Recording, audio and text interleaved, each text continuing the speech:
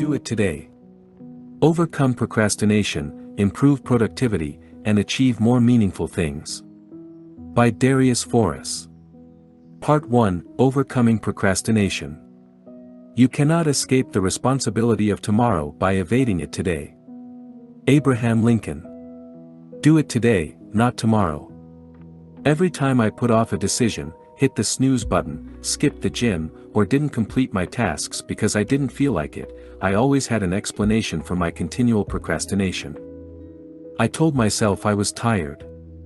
Or that it could wait until tomorrow. Who cares if you put off something, right? Well, you should care. Because you're the one who's responsible for your life. Too often, we look at productivity tips, apps or tools as the magic answer to our problems. But that also means we allow ourselves to blame external things for our lack of productivity. No, it's not me, it's my old laptop. It sucks, and I can't work this way. The office is too loud. People keep calling and emailing me. I never have time. Battling procrastination is an inner battle. I have many examples of that in my personal life. In 2013, I felt my career was stuck. 2 years before that, I started a company with my dad. But after 2 years, I became restless because I wanted to do more and learn more. So I did some freelancing. I built websites, did copywriting, content marketing, and some design work. But it didn't take off. Why? I never did the uncomfortable work. Instead, I found a job to escape those hard tasks. We all escape at times. Building a business or career is hard. It requires you to do difficult, tedious, and unsatisfying tasks. If you want more clients or work, no one is going to hand it to you. You have to hustle. Do content marketing, one-on-one sales, network, or whatever method you use to grow your business. And if you want to climb the corporate ladder, you have to form alliances, be strategic, outperform your targets, and be great at what you do. That's what you should do, right? Most of us already know these things. Or, you will find out about it. There's no such thing as a secret to succeeding at work. However, we prefer to escape work. And that's at the core of procrastination to me. You know what you have to do, but you don't do it. Instead, you open a news site and start reading useless news items. Or you browse your Instagram feed without liking one picture because you hate your life. Maybe you browse Zara, H&M, Net-a-Porter, Mr. Porter, or whatever online shop you like. That was, and to a degree still is, the story of my life. For example, I'm now working on a new book. I know what it's about and I also have a title. But writing is also very difficult work to me. So I look for relief. I answer emails, read articles, go for coffee, do some online shopping, and work on recurring tasks to run my business. It's not that I'm disorganized. It's because I'm battling myself. Steven Pressfield calls this inner enemy resistance in his classic, The War of Art. And this is what he says about it: resistance is always lying and always full of shit. Do it today, not tomorrow. I always have to keep reminding myself of that. When you procrastinate, you always want to do it tomorrow. I'm still like that. I think that's hardwired into us. The difference between me now and 3 years ago is small but simple.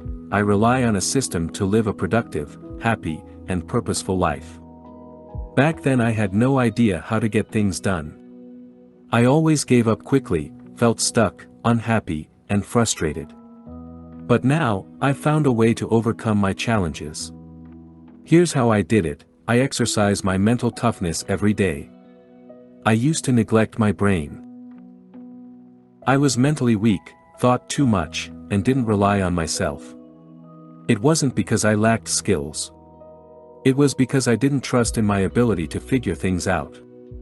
So I started reading about stoicism, pragmatism, and mindfulness, anything that helps you to control your thoughts and improve your mental toughness. I don't want to be a slave to my thoughts. I want the opposite.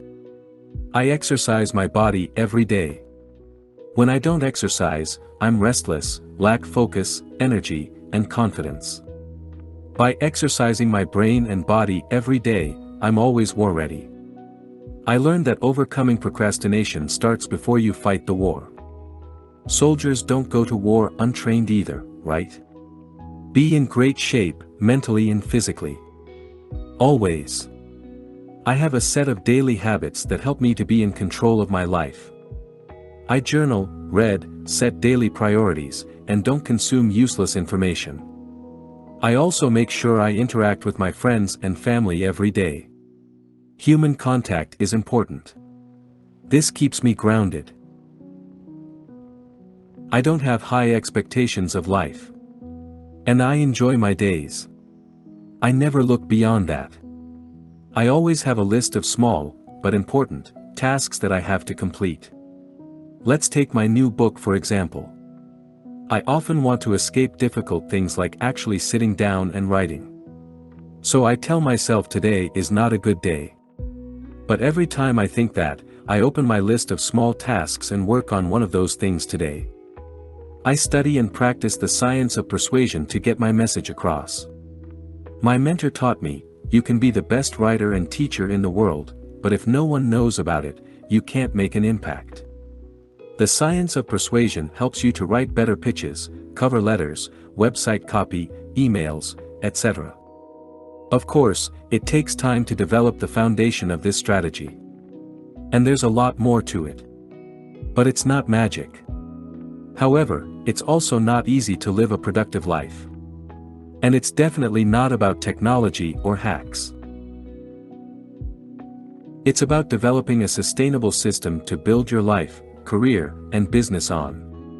What's your system for living a productive life?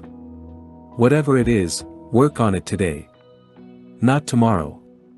What I do when I can't focus. Do you struggle to finish your tasks? Are you always distracted by notifications, gossiping, or anything that's random? In that case, you and I are alike. Because focusing on a single thing is one of the hardest things at work. There's always something that interrupts you, right? Another person. A call. A meeting. A false emergency. Your cat. A stranger's cat. News about last night's NBA game. Sure, you can blame those things, but that's weak. You and I both know that those things can't interrupt you without your permission. That means every time you're not focused, you're giving someone or something permission to enter your mind. Scary, isn't it? That's how I look at interruptions. But I have to admit that I can't maintain my focus all the time. Sometimes, I give in. It's not good. Your life doesn't benefit from gossiping, looking at Instagram 439 times a day, watching 49 YouTube videos, and reading negative news articles. So, what can you do to improve your focus? Here are 2 things that I always do when I find myself not being able to focus on what matters. 1. Eliminate. Eliminate. Eliminate. Every day, we accumulate stuff. I'm not only talking about the stuff you're buying like clothes, kitchen equipment, house decorations, toys, gadgets, or whatever. We accumulate ideas. Have you ever thought about that? We're exposed to so many ideas that we adopt some of them, and make them our own. For example, many people have told me to create more YouTube videos. My family, friends, team members, readers, students, everybody has ideas. And they want to help. Likewise, I also share my ideas with others.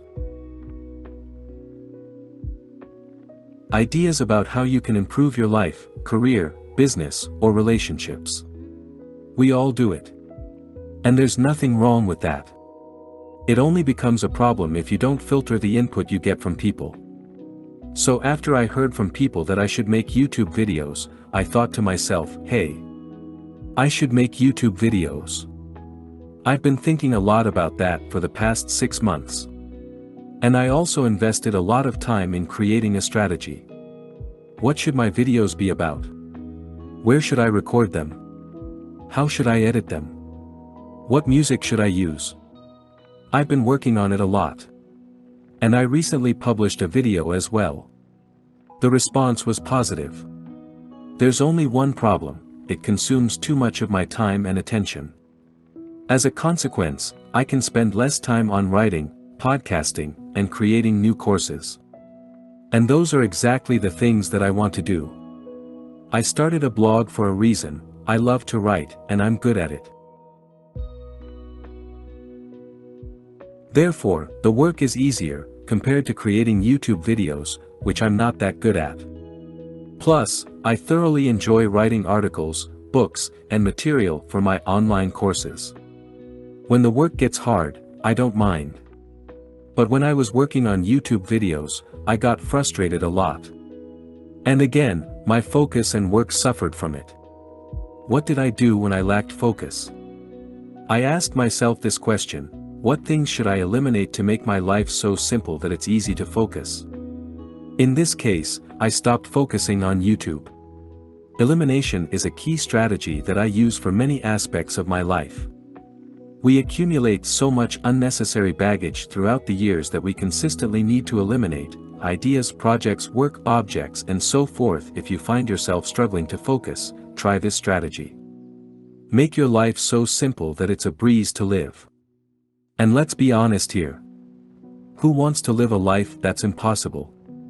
Life is already hard enough. Don't make it harder. 2. Think about past success. Thinking about past success and happiness stimulates the production of serotonin, a chemical nerve our cells produce. Serotonin is the key chemical that affects every part of your body. Serotonin plays a huge role in our bodily functions. But it also helps to reduce depression, increase libido, stabilize mood, control sleep, and regulate anxiety. Serotonin also plays a massive role in our general well-being. But here's why serotonin matters to your focus. Serotonin also regulates delayed gratification. When your serotonin activity goes down, it can lead to a lack of focus on the long term. You are less likely to act on your plans. When you lose focus, there's a big chance that your serotonin activity is low. That's why you are giving into short-term pleasures like going out, drinking, shopping, having sex, watching TV, or anything else that gives you short-term pleasure. To improve your focus, boost your serotonin activity. Research shows that exercise can do that. But something else, that's equally effective, and a lot easier, is a simple mind exercise.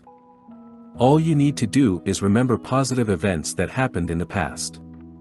Alex Korb, a neuroscientist at UCLA, and the author of The Upward Spiral, explains why remembering positive events helps you to focus on what matters. All you need to do, to increase serotonin levels, is remember positive events that have happened in your life. This simple act increases serotonin production in the anterior cingulate cortex, which is a region just behind the prefrontal cortex that controls attention. When serotonin goes up, your focus goes up. Ultimately, that's what you should do. I know that it sounds cheesy, but when something is wrong, you must fix it. When I can't focus, the first thing I do is to acknowledge that I have a problem that needs a solution. Some people go through life without even acknowledging that they have problems. No, it's not normal to check your phone every 2 minutes. No, it's not normal to gossip all the time. No, it's not normal to be bored. Focus on your life. Think about what matters to you. Then, do those things and don't get distracted. Stay on the path. Good luck. How to beat procrastination, backed by science. Procrastination has been around since the start of modern civilization. Historical figures like Herodotus, Leonardo da Vinci, Pablo Picasso, Benjamin Franklin, Eleanor Roosevelt, and hundreds of others have talked about how procrastination is the enemy of results.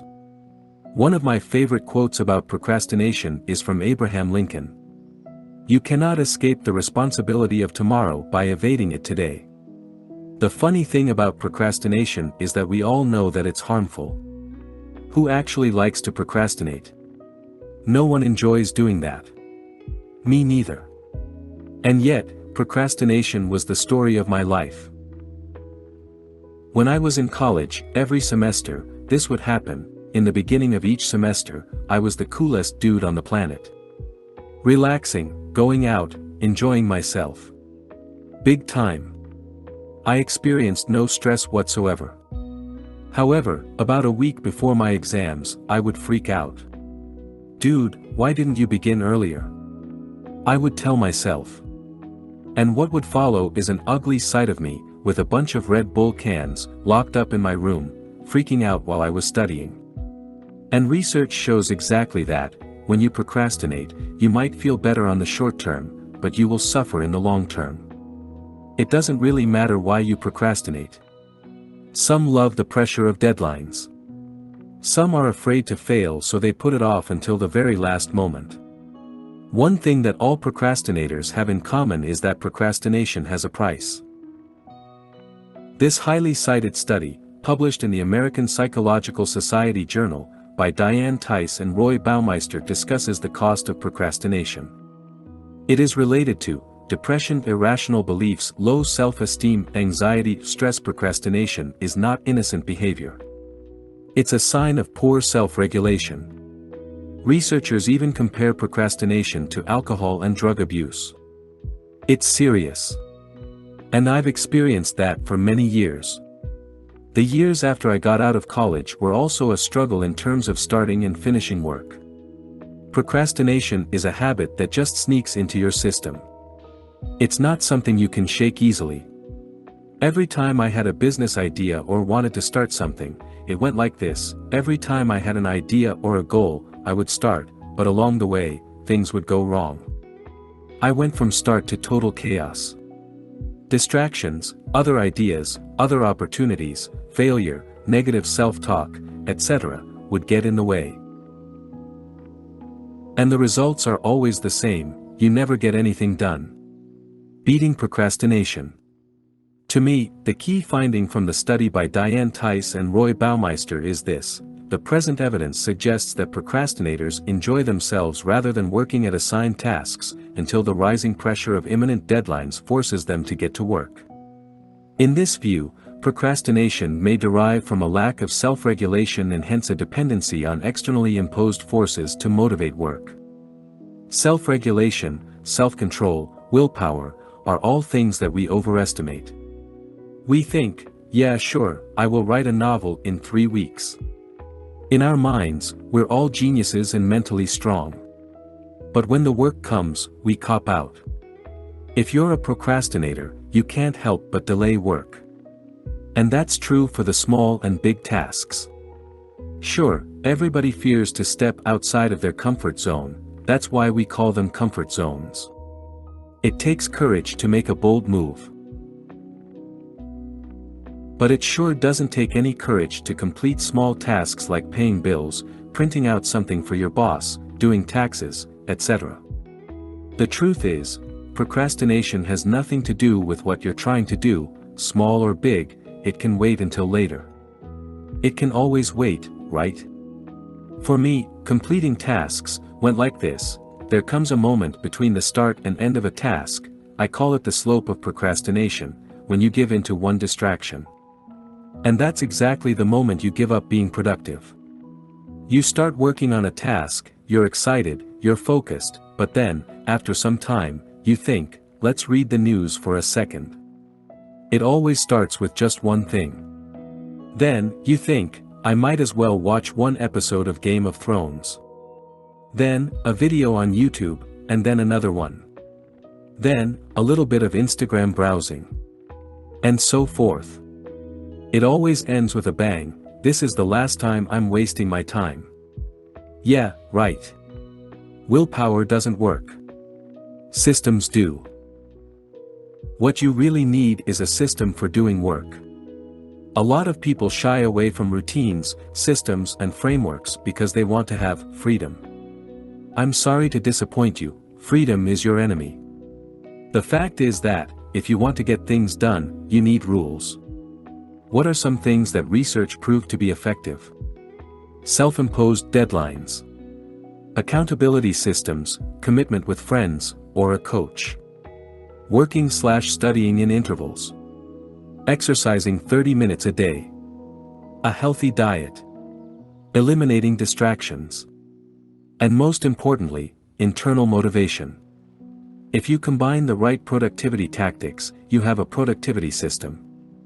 The deadlines create urgency, accountability will create responsibility, working in intervals improves your focus, exercising will give you more energy, so does a healthy diet, and eliminating distractions will take away the temptations.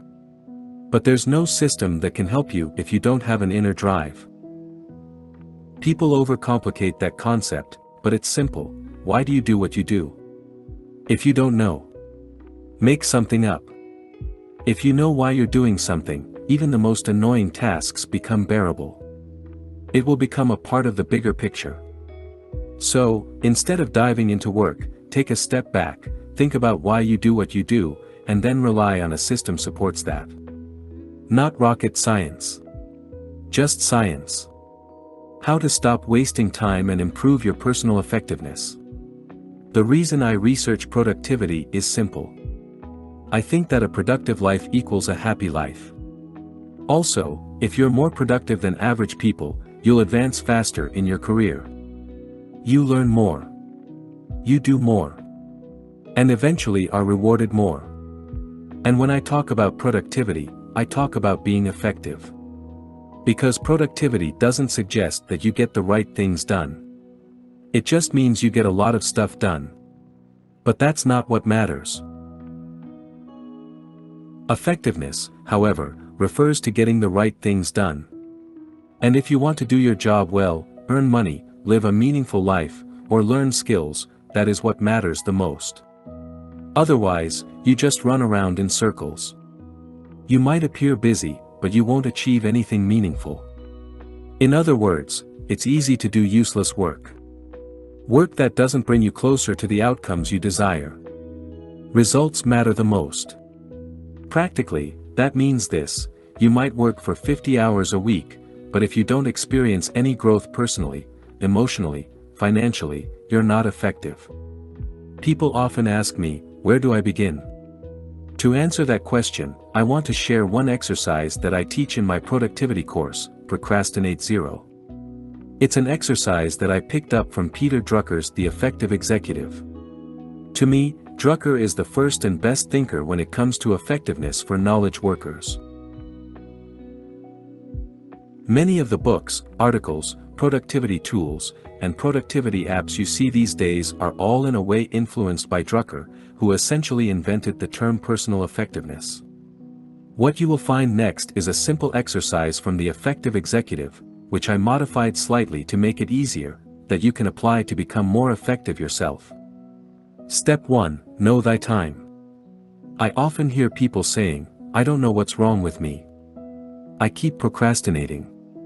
My question is, do you know thy time? If you don't measure your time, it's tough to stop procrastination or improve your productivity. Because if you want to manage your time better, you have to know where it goes first. Your memory is not sufficient. If I asked you what you were doing exactly 1 week ago at this time, would you have an answer? There you go. How do you know your time? Keep an activity log. Before I even have a real session with clients, I often ask them to keep an activity log for 2 weeks. An activity log is exactly what you imagine, an hour-by-hour record of what you're doing throughout the day. The specific method you use for your activity log doesn't matter. The only thing that matters is that you want to keep a record for at least 2 weeks. Preferably, you want a whole month of recorded activities. I just keep a pen and a notepad on my desk, and every hour I write down the time and what I've done during the past hour. It's important to keep the notebook visible, so you don't forget. Step 2, identify the non-productive work. This step is actually very simple. I just have one question for you: go through all the recurring activities in your log one by one. What would happen if you would stop doing them? If the answer is, all hell breaks loose, don't change anything. But if your answer is, nothing would happen, you've hit gold. We all do activities that have zero return. I call those activities time wasters. Step 3, eliminate the time wasters. Boom. That's it. Know where your time goes. Identify the critical tasks from the trivial tasks in your life. And cut the trivial, time-wasting, tasks. That's simple. Yes. If you want to be a super effective person, you regularly keep a log. You don't have to keep a log for 365 days a year. Instead, do 2 stretches of 2-3 weeks a year. That's enough to keep track of your time and identify new time wasters. Also, the additional benefit of such a simple exercise is that it forces you to think about your daily routine. Often, we start time-wasting activities, and they become habits. And if you don't become aware of the pointless behavior, it's difficult to break those bad habits. I've found this exercise to be one of the most powerful things in productivity. Start now. Your activity log probably looks something like this. Insert time, read Darius FOROUX article about keeping a time log and started my own time log. Insert time, turned off my phone and got back to whatever you were working on. Insert time, browsed the news, Facebook, Instagram. And watched YouTube videos. Be honest with yourself. Shit happens. Insert time, responded to emails. Great. I'm happy to see that you started. Now keep going for another 2 weeks. The habits of unproductive people you don't want to copy. The reason I study productivity is that I'm an unproductive person. I truly am. I sleep too much. I talk too much. I read too much. I listen to music all day. I watch movies. I buy gadgets that turn me into a zombie. If it weren't for my productivity system, I'd get nothing done. I wouldn't even write this article. But if you browse social media, all you see is super productive, healthy, and wealthy people. Is that really the case? I don't know. I just know this: you can't be productive 24/7. And a big part of being productive is about getting rid of unproductive habits we all have. What follows is a list of 10 unproductive habits that I learned to do less, or eliminate. Do you have a few of these habits? Don't worry, we're all unproductive at times. But if you have 5 or more, it might be time to change. One thing is sure, no one wants to be an unproductive person. Working too much. Some days I can work 12 or 13 hours straight. I only take a break to exercise and eat. And I can keep that up for a few days. But after a few days, there always comes a crash. Big time. I struggle. I can't get stuff done. I don't even want to get stuff done. It's not good. So I learned to be more calculated with how much I work. Hemingway tried to stop at the height of his day. That's also my new goal. But that's hard because we always want things fast, quick, now. Just know yourself, your work, and your deadlines. Don't have a deadline. Take it easy because you need that juice for stressful times. And most importantly, have patience.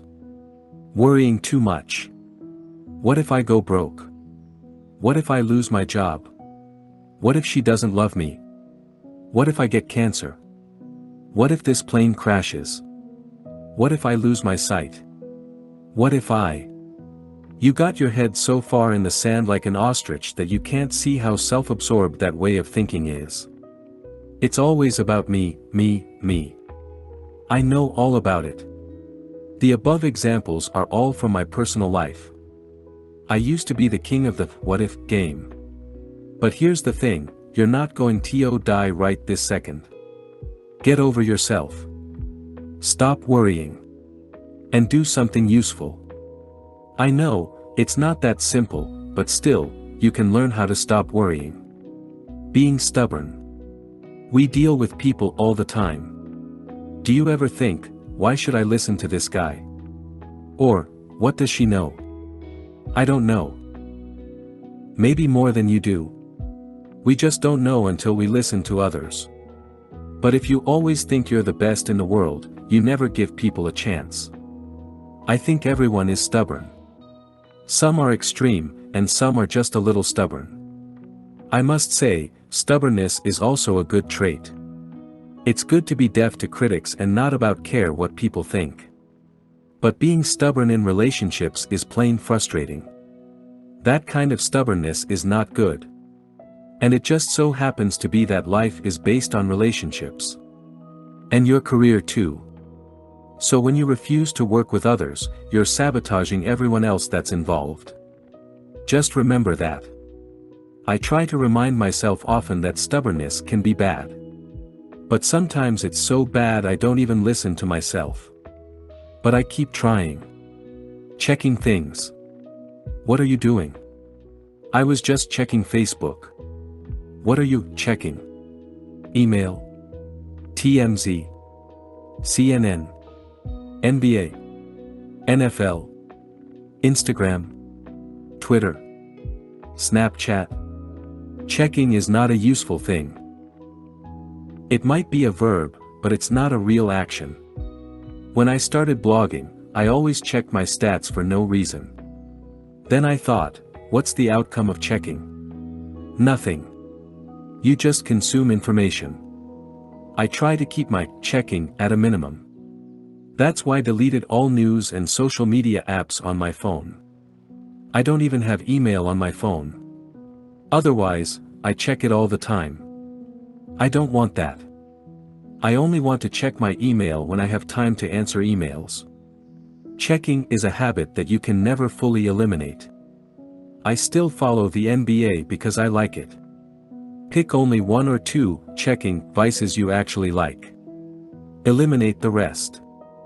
You're not missing anything anyway. Escaping life. Until 2 years ago, every time I'd get stressed out, I said stuff like, I need a drink. Or, I have to go on a vacation.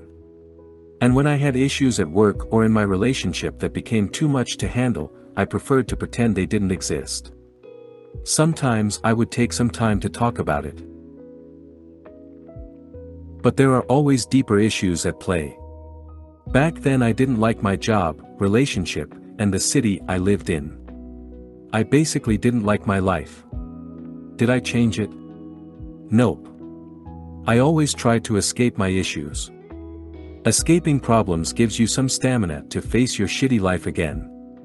But you and I both know that problems never go away until you grab them by the root and extinguish them. I learned that the hard way. These days I deal with problems before they become big problems. Saying yes. Most people are afraid to say no. Maybe you don't want to let people down. Maybe you are uncomfortable with the word no. I don't know. Doesn't matter, really. What matters is this: if you keep saying yes, you're living someone else's life. Think about it. Deep down, we all know that it's true. We're not even in control of our own time. Want to be in full control of your life? Say no to a million things and yes to a few things that matter. Not writing things down. Yeah, you have the memory of an elephant. Or you're so smart that you remember everything, right? Wrong. Not writing down your thoughts, ideas, tasks, etc., is stupid. Why? Because you're wasting a lot of brain power when you rely on your memory. When you write everything down, you can use your brain power for other things. Like solving problems. That's actually useful and advances your career. If you journal, that's even better. But I've found that not everyone likes the idea of journaling. So let's just call it writing things down. What did you write down while you're reading this article? Being hard on yourself. I suck. No, you don't. Why? You got out of bed this morning, right? Yeah. Congratulations. You survived this hard thing called life. Be proud of yourself. Everything you do after getting out of bed is a win. Neglecting your personal education. Woohoo. I finished college. Goodbye lame old books. If that was you, no matter how long ago, you do suck. Who learns one thing and stops forever? I don't even know why we have that idea planted in our brain. I always thought that learning stops when you get out of school. But the truth is, your life stops when learning stops. Invest in yourself. Learn something. Read books. Get courses. Watch videos. Do it from home or go places. It doesn't matter. Just learn new things. You'll be more productive and more excited about life. Hating rules. I saved the best for last. Most people hate rules, right? It starts when we're kids. Why do I have to do this? Why do I have to do that? Because it's better for you. That's why.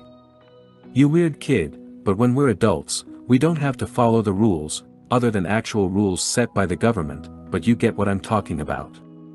Rules are dumb. That's what I always believed. I thought I was a maverick. But I was an idiot. Rules are actually the best thing about life. Without rules, we would be hot dog eating pigs right now. And when it comes to productivity, the first rule is, have rules. If you want to live without rules, go ahead. But life is not Fight Club. Rules actually help us to solve problems and get the most out of life. Josh Weltman, an advertising creative director for 25+ years, and the co-producer of Mad Men, put it well in his book Seducing Strangers: Solving a Problem Requires a Weird Combination of Freedom and Constraint. Whenever I hear, just have fun with it, or, think outside the box, I know from experience that things are about to turn into a colossal waste of time. Good news, you make up the rules. For example, one of my personal rules is this: never complain. Another one is, read and exercise every day. And, close the day every evening by setting your next day's priorities. When you combine all your productivity rules, you have a system. Voila! And the system changes everything. I rely on my system to work smarter, better, happier, and effectively. It took me years to figure out that a system is a good thing, and a few more years to create one, but it was worth it. Because now, I get to be a productive person. Not bad for an unproductive person, huh? This 30-minute evening ritual will help you to kick life in the ass. After a busy day, it's quite challenging to wind down and get ready for a good night's sleep. Too often I find myself working until late. And sometimes I might find myself reading or watching a TV show. And when you're ready to go to sleep, you can't. Your mind is buzzing with thoughts you don't want at that time of day. It's no secret that a lot of people have difficulties with sleeping. According to the National Sleep Foundation, 45% of Americans say that poor or insufficient sleep affected their daily activities at least once in the past 7 days. Why is the evening so important?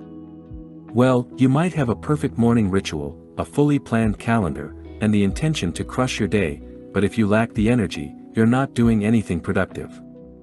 During the past 6 months, I've experimented a lot with evening and morning rituals. What I've found is that a morning ritual is easy to implement in your life. But they're also easy to quit.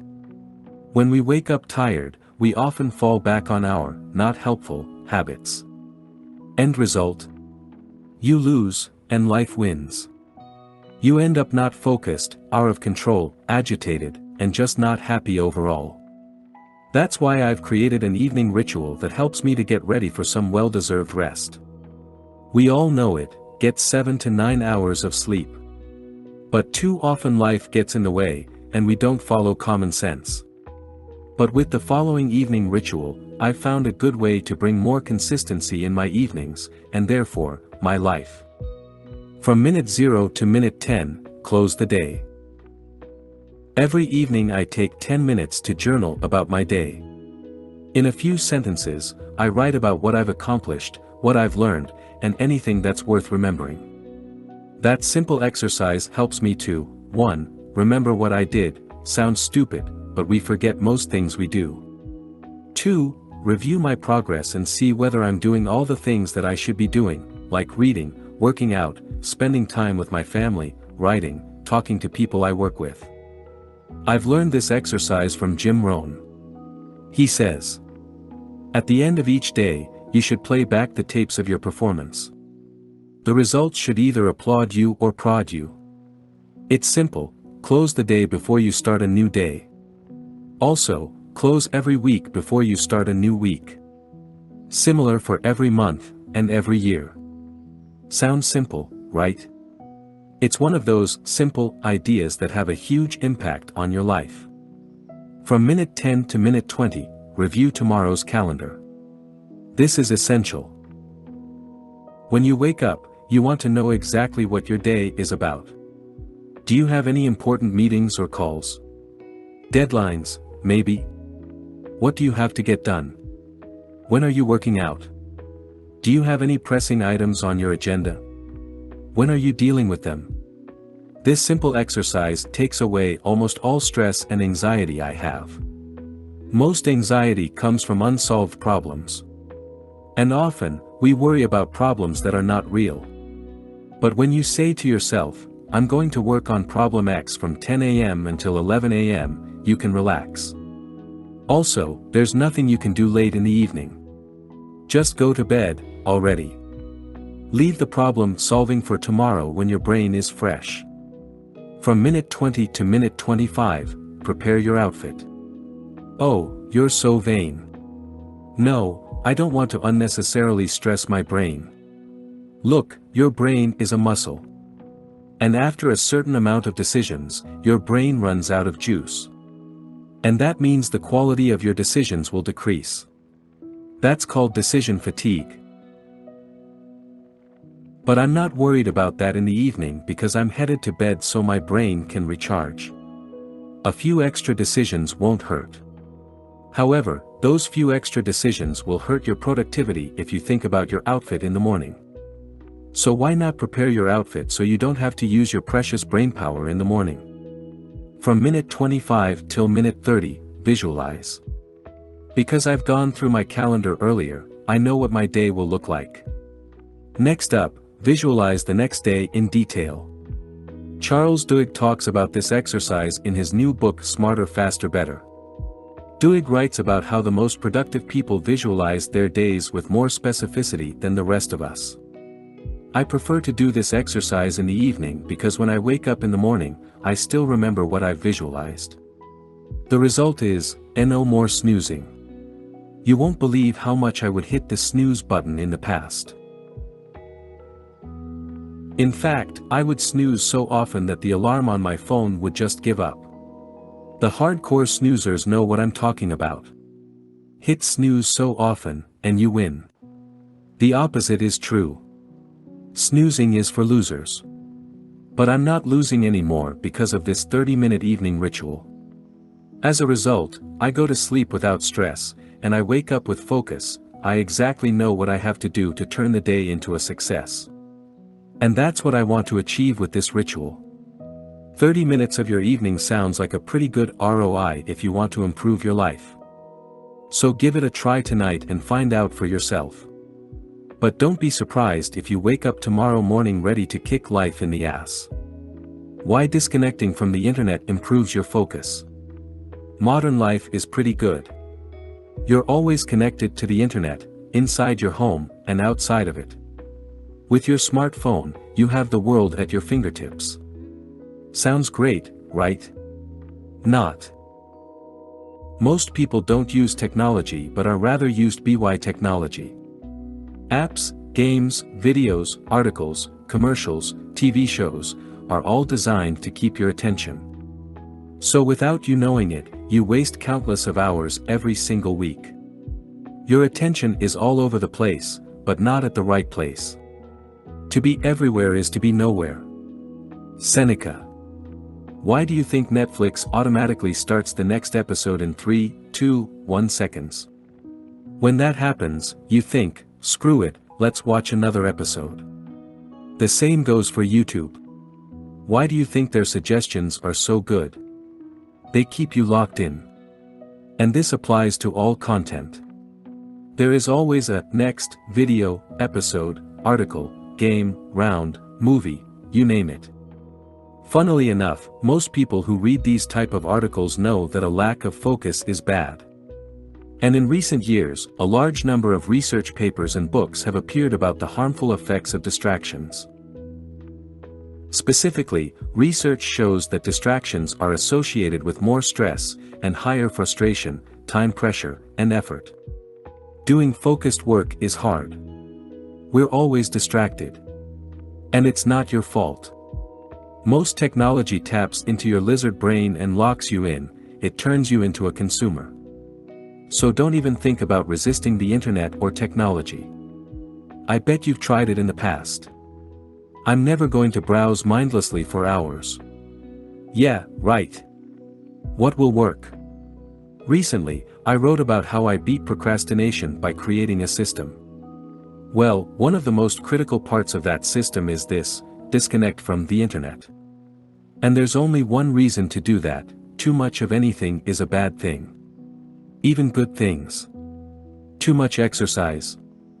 You will get overtrained. Too much love. You will smother people. Too much work. You will burn out. Too much food. You will get fat. Too much water. You will die. So why do you consume so much internet? I asked myself that question 2 years ago. I had no answer. So I thought, I do everything else in moderation, why not the internet? Soon I found out that there's no moderation with internet usage. It's like an all-you-can-eat buffet. You're already full, but you still keep eating. And after you've stuffed yourself, the regret will eat you up alive. And that's the same with internet usage. It's so tempting and satisfying, and available everywhere. So you go all out with it. YouTube, WhatsApp, Facebook, Snapchat, etc. I'm all about eliminating distracting stuff. However, I also don't want to live my life as a recluse. So I had to find a middle ground that worked. I found that a simple tweak in my attitude towards the internet did the trick. I went from always connected to always disconnected. In practice, it works like this: on my phone, Wi-Fi and mobile data are standard off. I only turn it on when I need it. On my laptop, I use an app called Self-Control during the times I work. Try Focus Me for Windows.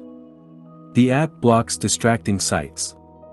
The advantage is that my apps like Evernote, Day One, Office 365 remain connected, so I can save my work in the cloud.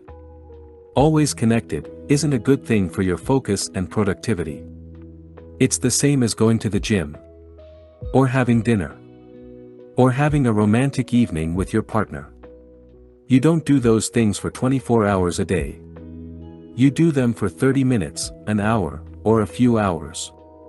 Too much of those things is simply not effective. Being disconnected from the internet has worked wonders for me. I don't feel the urge to check my smartphone, email, or the news 500 times a day anymore.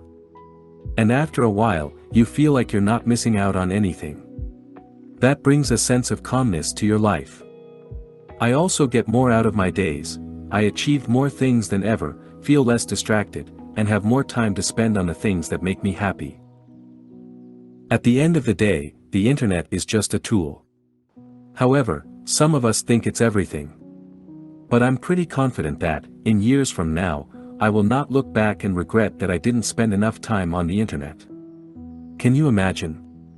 You're on your deathbed, and you're saying this to your family: "I'm glad I watched so many fail compilations on YouTube." Nope. You'll probably look back and reflect on the time you spent with your family or friends. Or the memories you made when you were traveling. Or how much you enjoyed your work. So cut the crap with the internet. It's not giving you anything but frustration. And after reading this article, disconnect. You will get some withdrawal symptoms like grabbing your phone 100 times. Or hitting the F key on your keyboard for Facebook all the time. But I'll promise you this: disconnecting will help you do more. And that's what life is about. The single biggest reason most people procrastinate in life. For most of my life, I've been a habitual procrastinator. When I had my first summer job at age 16, I did everything not to work. I had an inside sales job at a telecom company, and I had to sell mobile contracts to clients. The company had software that would automatically call the next client when you finished a call. So you would be on the phone constantly, but I found a way around that process.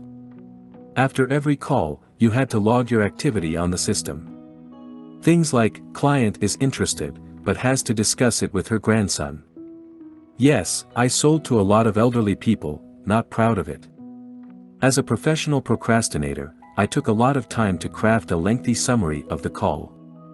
When my manager asked me about my low number of calls per day, I told him, if one of my teammates calls the client, they know she had to talk to her grandson. That's valuable information, right? I did everything to put off the next call. I also procrastinated during my years at university, pursuing a master's degree in marketing. I always waited until the last moment to finish an assignment or study for an exam. I even procrastinated when I worked as a freelance marketing consultant after I graduated. I'm doing research. This time, I told myself. I didn't understand why I always put off things to the last moment. I thought it was a part of my character. And many of my friends were similar. They would say, "Who wants to work? Let's have some beer." This is what I believed. Work is something you don't like to do, you just do it because you need money and status. Sadly, many of us believe that is the truth. Fortunately, my procrastination behavior changed this year. It wasn't some kind of magical productivity hack or software that turned me into a productivity machine. I'm more productive and focused than ever. And I'm more satisfied with my work than in the past. Do you want to know the secret?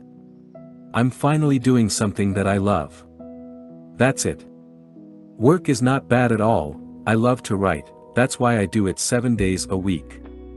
I didn't like my previous jobs, businesses that I started, and I sure didn't like to study for classes I had zero interest in. Previously, I thought that you procrastinate because you have poor time management skills.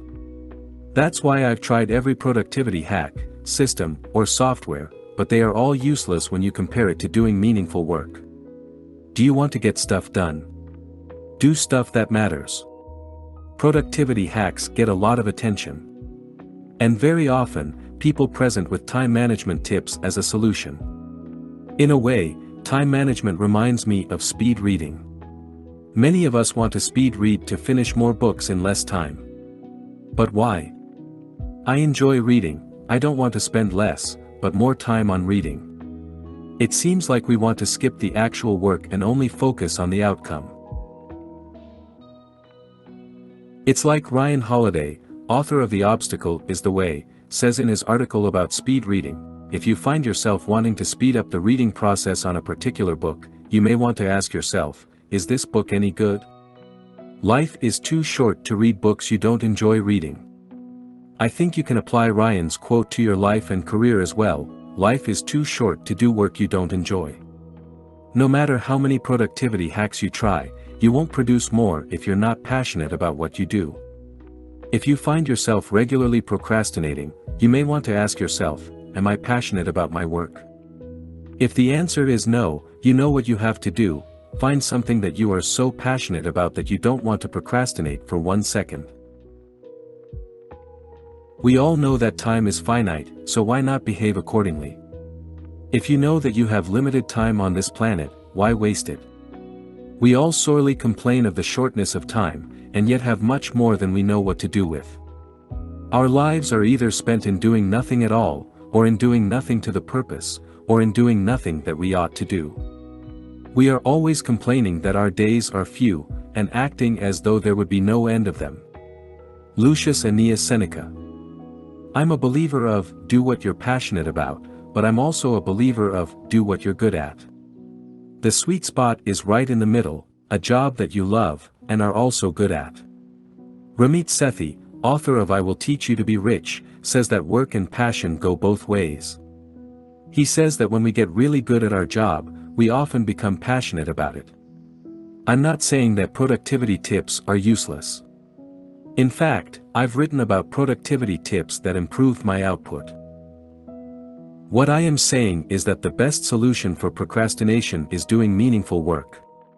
And procrastination can be a sign that you're doing something that's not meaningful. Don't let procrastination become a habit. After all, the worst procrastination is putting off your dreams and goals. If you're waiting for the right time, Benjamin Franklin says, you may delay, but time will not. If you don't listen to me, listen to him. This ancient habit will maximize your focus.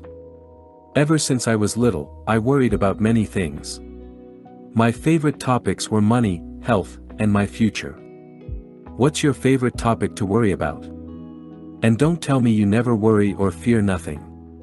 Because if you have zero fear, that means you're a robot. Everyone spends time thinking about things that will never happen.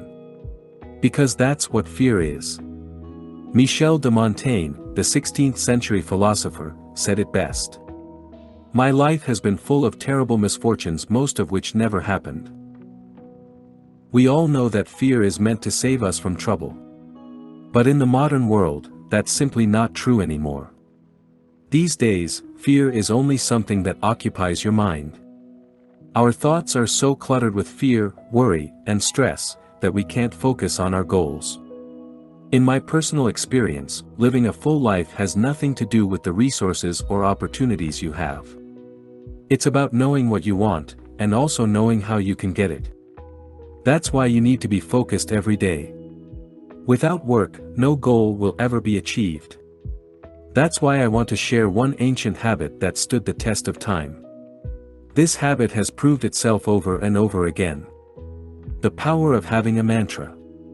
I'm not a spiritual person. I believe in coincidence and luck.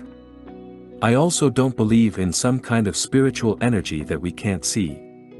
I'm a pretty skeptical person. But I'm also a pragmatist. I believe in what works. That's why I never challenge religion or spirituality, because it works for millions of people. In fact, I study religion, cultures, and different beliefs that people have. And one thing that I've learned from religion is how useful a mantra is.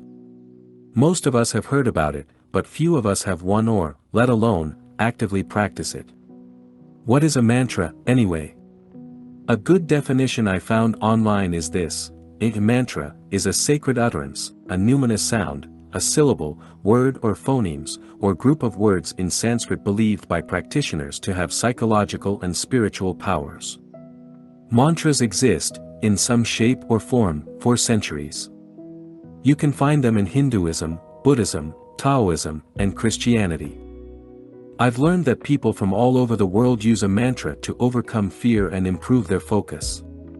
It doesn't matter who came up with it first. What matters is that it works. My favorite example of someone who applies it is Floyd Mayweather. Yes. The boxer. Mayweather might be a controversial figure that people either love or hate. But he's also considered as the best boxer of all time. Not one of the best. The best. He has a record of 50-0. And he never even came close to losing. His recipe for success? A lot of talent, that's for sure. But, the man also has a crazy work ethic. And he's been training ever since he was a baby. I've been following him for years.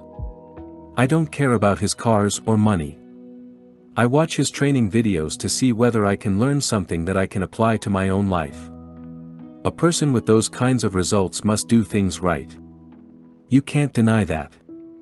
A few years ago, I noticed something that seemed like a promotion technique at first.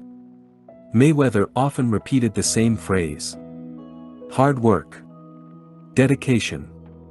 It sounds like a lame company slogan. He says that while he works on the heavy bag, speedball, pads, and even while he's running. Constantly, he repeats the same words. Sometimes in a different order. And it wasn't until I learned about Mayweather's mantra that I started using my own. I always thought it was something that yoga hipsters use to become Zen. Do you see me sitting on the floor with crossed legs and saying, HMMN, HMMN, HMMN? Let's go. That's my mantra. I've trained myself to say it every morning when I wake up. It really energizes me. I wake up and immediately say, let's go. I've experimented with different mantras. In particular, ones that you repeat more often. But I've found that it's not my thing. I'm a pretty direct and no BS person. I prefer something short and powerful. Not only do I say it when I wake up, I also say it before I start working. Or, when I want to start my workout. Let's go. Give it a try. It works really well for me because it changes my state of mind to action. Especially when I feel afraid or powerless in life, I try to force a change in state. You know that platitude, the only way out is through? I believe that's true. And if you want to get through things, you need action. After you start using your mantra, you get into a worry-free zone. This is one of the most effective things I've found in all of personal growth. I highly recommend a mantra for everyone.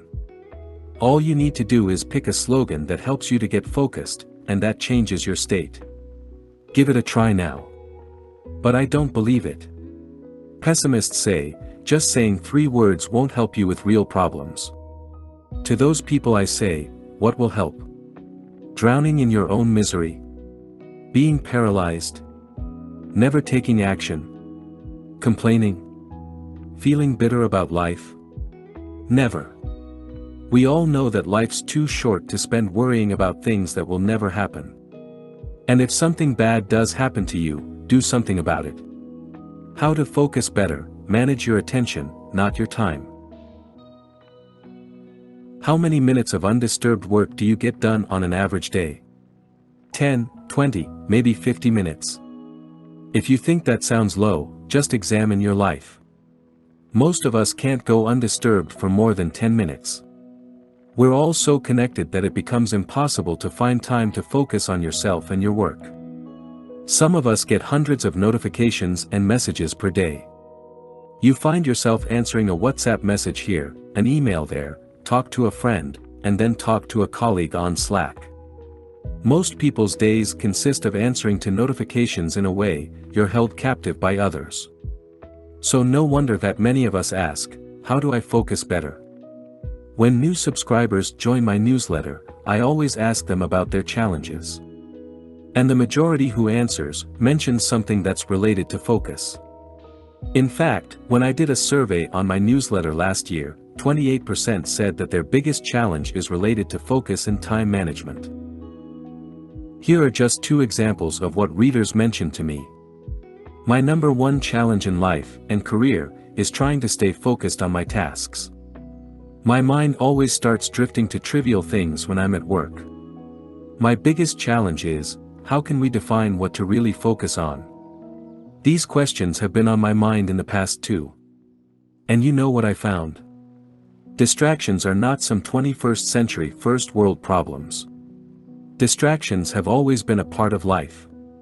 It has nothing to do with your smartphone or YouTube, online shopping, Instagram, or any other thing you want to blame for your lack of focus. It's human nature. We love to be busy. Socrates, one of the founders of Western philosophy, warned us 2,400 years ago. Beware the barrenness of a busy life. Busyness is not a good thing. Because busyness and distractions go hand in hand. Want no distractions? Move to the woods, but that's not how life works. Plus, modern-day life is too good. Seneca, one of the most famous Stoic philosophers, said this in Letters from a Stoic. There is never a time when new distraction will not show up. There are always distractions. So you better train yourself to manage your attention. Not your time. Because that's the biggest mistake people make. We falsely believe that we can manage time. But time can't be managed. The only thing you control is your attention. And remember, focus determines the quality of your life. No focus means no control of your attention. And no control means frustration. We all know what frustration leads to. Start managing your attention. Not your time. Part 2, Improving Productivity. It's like a lot of things, said the smith. Do the least part of it wrong and ye'd just as well to do it all wrong. Cormac McCarthy. Smartphones harm your productivity more than you think. Believe me, that thing you're using to read this article is not your friend. And even if you're reading this on your laptop or PC, there's one thing I want to ask you: how important is your device to you? I was shocked when I read a weird statistic a while back. An experiment, which was conducted by the universities of Würzburg and Nottingham-Trent, revealed that 37.4% of the participants rated their phone as more or equally important in relation to their close friends. Weirdos. Seriously, what's wrong with people? 29.4% of those weirdos even said their smartphone was equally important, or more important, to them than their parents. Or is there something wrong with me? Am I just an old-school person who likes to read books all day and only has a few close friends and family members that he actually values? Look, I'm not joking around. Smartphones are dangerous. Not because they may cause stress, anxiety, and even depression, but because they change your behavior. It seems like we can't focus on one thing for more than 5 seconds. Why? Well, we can't because our smartphone is constantly going off. Not because people are calling you, it seems like people are afraid of calling these days, but that's another topic, but because you're constantly getting notifications about things that don't matter. Change your smartphone behavior. The same study I mentioned above also found something else. Researchers asked participants to perform a concentration test under 4 different circumstances, with their smartphone in their pocket, at their desk, locked in a drawer and removed from the room completely. The results are significant. Test results were lowest when the smartphone was on the desk, but with every additional layer of distance between participants and their smartphones, test performance increased. Overall, test results were 26% higher when phones were removed from the room. Sure, it's just a study. And you don't have to believe everything you read. But this is something I can personally attest. For the past 2 years, I've significantly changed my smartphone behavior. Namely, I have turned off all my notifications except messages and calls. I've removed myself from all WhatsApp groups except for one with my closest friends. I've removed all news apps. If something important happens, you'll hear it from the people around you. I only consume music, paid journalism, articles from specific authors I follow, podcasts, YouTube videos, mostly to learn, but also for entertainment because I'm not a robot, books, and audiobooks on it. For the rest, I use my phone to call, text, and to take notes, photos and videos. Also, I've stopped immediately responding to notifications. That doesn't mean I don't value other people who try to reach me. It means that I refuse to be a slave to my phone. I control my phone.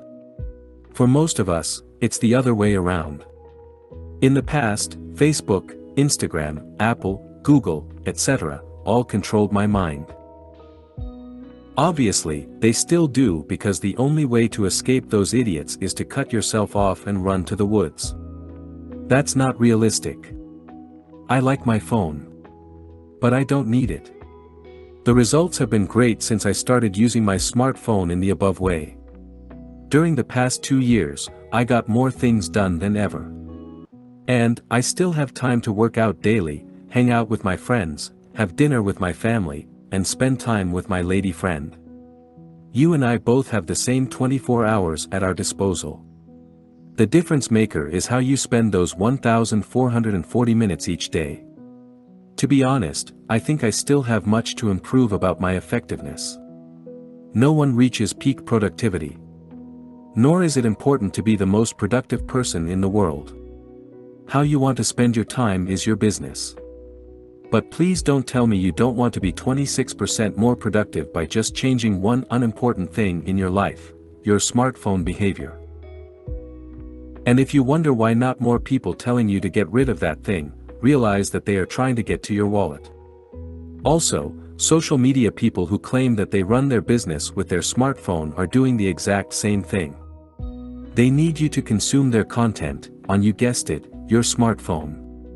Apple will also never tell us, don't mind buying the new iPhone because it's going to destroy your productivity. Of course not, they try to tell you the opposite. And without a doubt, smartphones also improve productivity. You probably found my articles on your phone. That's awesome. And I also read a lot of articles and books on my phone.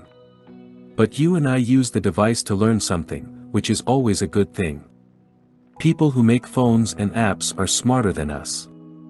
Their only goal is to get you hooked. I think it's good to realize that. That's why I often try to remind myself not to depend on smartphones too much because my attention matters more than productivity. It's time to reclaim your attention.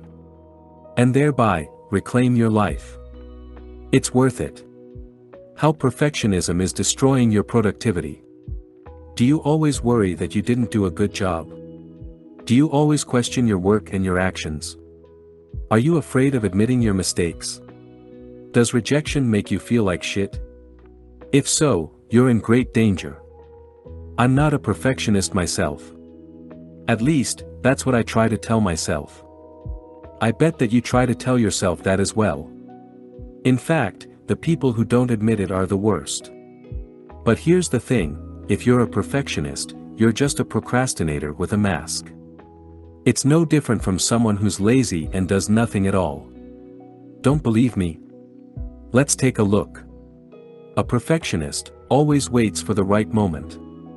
Never makes mistakes. Always needs more time. But at the end of the day, life and work are about outcomes. Results matter.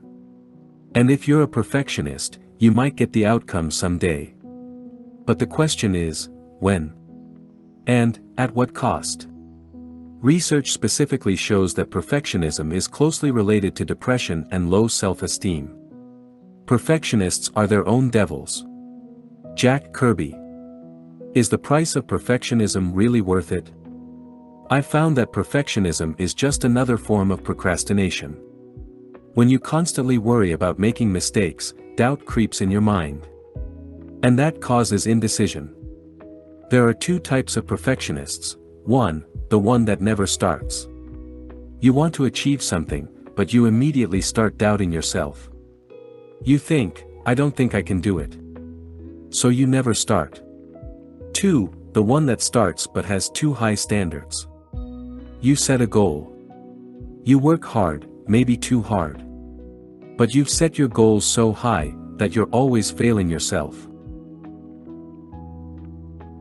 Both scenarios can cause the following: anxiety, worry, depression, and type A behavior. These are things that we rather avoid. Joachim Stober and Jutta German, who studied worry, procrastination, and perfectionism, write, the combination of concern over mistakes and procrastination may be a crucial factor in the maintenance of worry. On the one hand, it may prolong existing threats because no steps are taken to cope.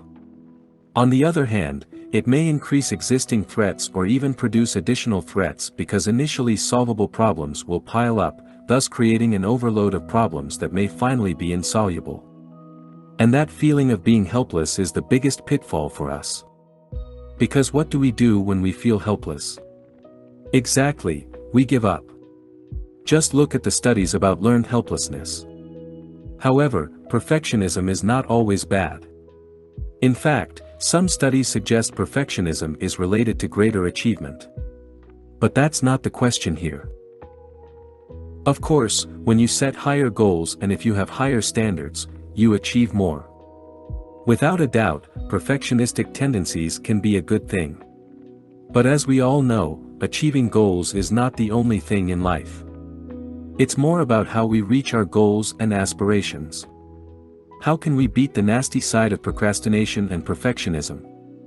So we've talked about how procrastination and perfectionism are related, and why it can be bad. But what's the solution? I found an interesting study by Gordon L. Flett and his colleagues. They talk about the role of learned resourcefulness to perfectionism. They suggest that learned resourcefulness can play a mediator role. So I started looking into learned resourcefulness. And this is what I found from an article by Michael Rosenbaum. Learned resourcefulness refers to the behavioral repertoire necessary for both regressive self-control and reformative self-control. This repertoire includes self-regulating one's emotional and cognitive responses during stressful situations, using problem-solving skills, and delaying immediate gratification for the sake of more meaningful rewards in the future. Learned resourcefulness is the skill that you need to stop sabotaging yourself. Finding a balance. Let's look at the opposite of a perfectionist, a slacker. If you're a slacker, you don't care about much. Good enough is your motto. And you have no ambition at all. An attitude like that doesn't bring you anywhere. The American novelist Cormac McCarthy put it best, "It's like a lot of things," said the Smith. Do the least part of it wrong and ye just as well to do it all wrong. Slacking is an attitude of, I don't care. But if you want to make things happen in your life, you have to care. And what you want is to find a middle ground where your perfectionistic tendencies drive you, but you have the calm of a slacker, and you combine that with learned resourcefulness. So that's why I found a balance between perfectionism and slacking. It looks like this: do great work like a perfectionist, but don't give too much attention to your goals like a slacker. And finally, combine it with this, resourcefulness. Goals can work well, but they can also be counterproductive. That's why you want to rely on systems.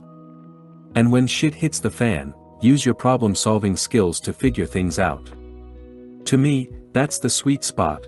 Instead of beating yourself up when you make a mistake or if you fail yourself, you just adjust or solve the problem.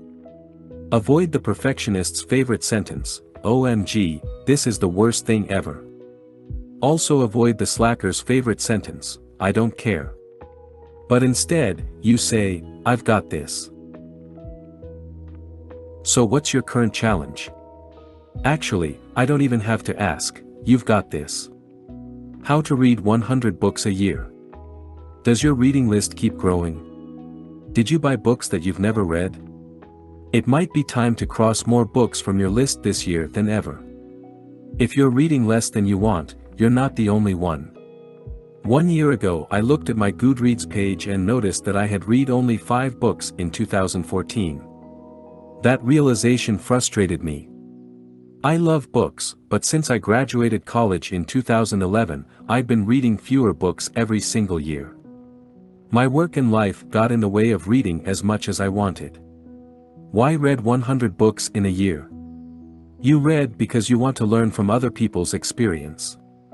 Otto von Bismarck put it best, "Fools learn from experience."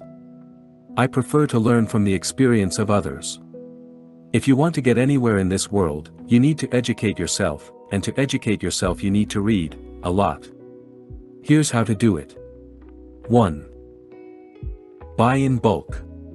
It costs money to buy books, and it costs you time to read them. I'm assuming you have both if you're reading this. Everyone can make time. And if you don't have money, find a way to make or save money. As Dutch Renaissance man Erasmus once said, "When I have a little money, I buy books, and if I have any left, I buy food and clothes." Be assured, the money and time you spend on books are worth it. I can't think of a better investment. Books are only a waste of money if you don't read them. If you want to read more, you have to buy more books. Some people don't get it. They spend $200 on new shoes, but they find it ridiculous to buy 20 books from Amazon. The idea is simple: if you have more books in your house, you'll have more choices, and this will help you read more. Here's why: most of the books you read are not planned in advance. You don't sit down in January and say, "The first week of June I'll read this book." You finish a book, look at your inventory, and decide what to read next. Don't overthink which book you should read next. you'll end up reading reviews for hours, which is a waste of time. For example, most people who want to start with Stoicism ask me, which one should I read first, Seneca, Marcus Aurelius or Epictetus? Buy them all. Read them all. Having an inventory of books keeps up the momentum. You also never have an excuse not to read. 2. Always, eating. You might have heard of the term ABC from the play/movie Glengarry Glen Ross, Always Be Closing. Many salespeople and entrepreneurs live by that motto. I live by a different motto, always be reading. I read a minimum of 1 hour per day on weekdays and even more during the weekend and holidays. Find a way to read around your schedule and your life situation. Don't make excuses like you're tired or too busy.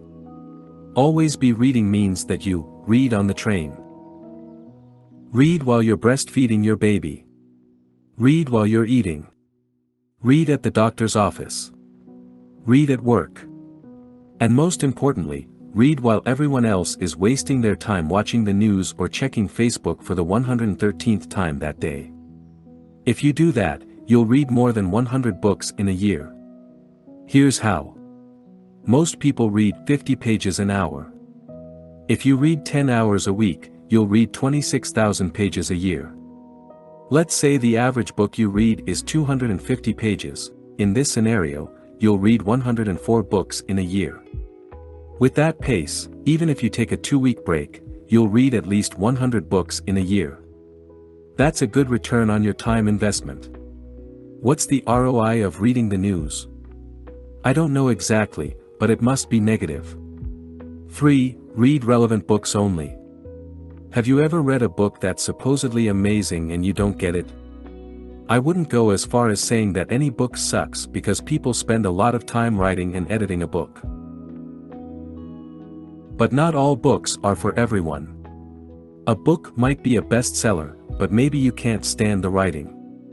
Or maybe it's not the right time to read a book. In any case, if you can't flip through the pages, put the book away and pick up something you are so excited about that you tear up the pages. Read books that are close to what's going on in your life. There's a book for everything you can think of. People are writing books for 2,000 years, and there have been plenty of people in your shoes, struggling teen, aspiring artist, broke entrepreneur, new parent, etc. Don't waste your time reading about subjects you have zero interest in. Instead, pick out the books that are related to your profession or hobby. Read books about people that you admire. Don't read a book just because it's a bestseller or a classic if it has no meaning to you. 4. Read multiple books simultaneously. There are no rules to reading, so you can do whatever you want. At times, I'm reading 5 books at once. I might read 50 pages of one book in the morning and then read another book in the afternoon. That's how I prefer it. Others like to read a book cover to cover and only then read something new. If you're reading something that's complicated, you might want to read something that's easier for the evenings. I like to read biographies before I go to sleep because they are like stories. Fiction also works well in the evening. I don't want to read a book about investing in bed with a highlighter and a pen. If I do that, I will be awake until 3 a.m. because my mind is buzzing with the new things I'm learning. 5. Retain the knowledge. Knowledge is only good if you use it. To retain knowledge, you need a system that helps you do that. This is how I do it. When you read a book, use a pen to make notes in the margins and highlight important text. If you're reading digitally, be aware of over-highlighting. Just because it's so easy, you shouldn't highlight everything you find slightly interesting. Keep the highlighting for aha things only. If you read something you want to definitely remember, fold the top or bottom corner of the page.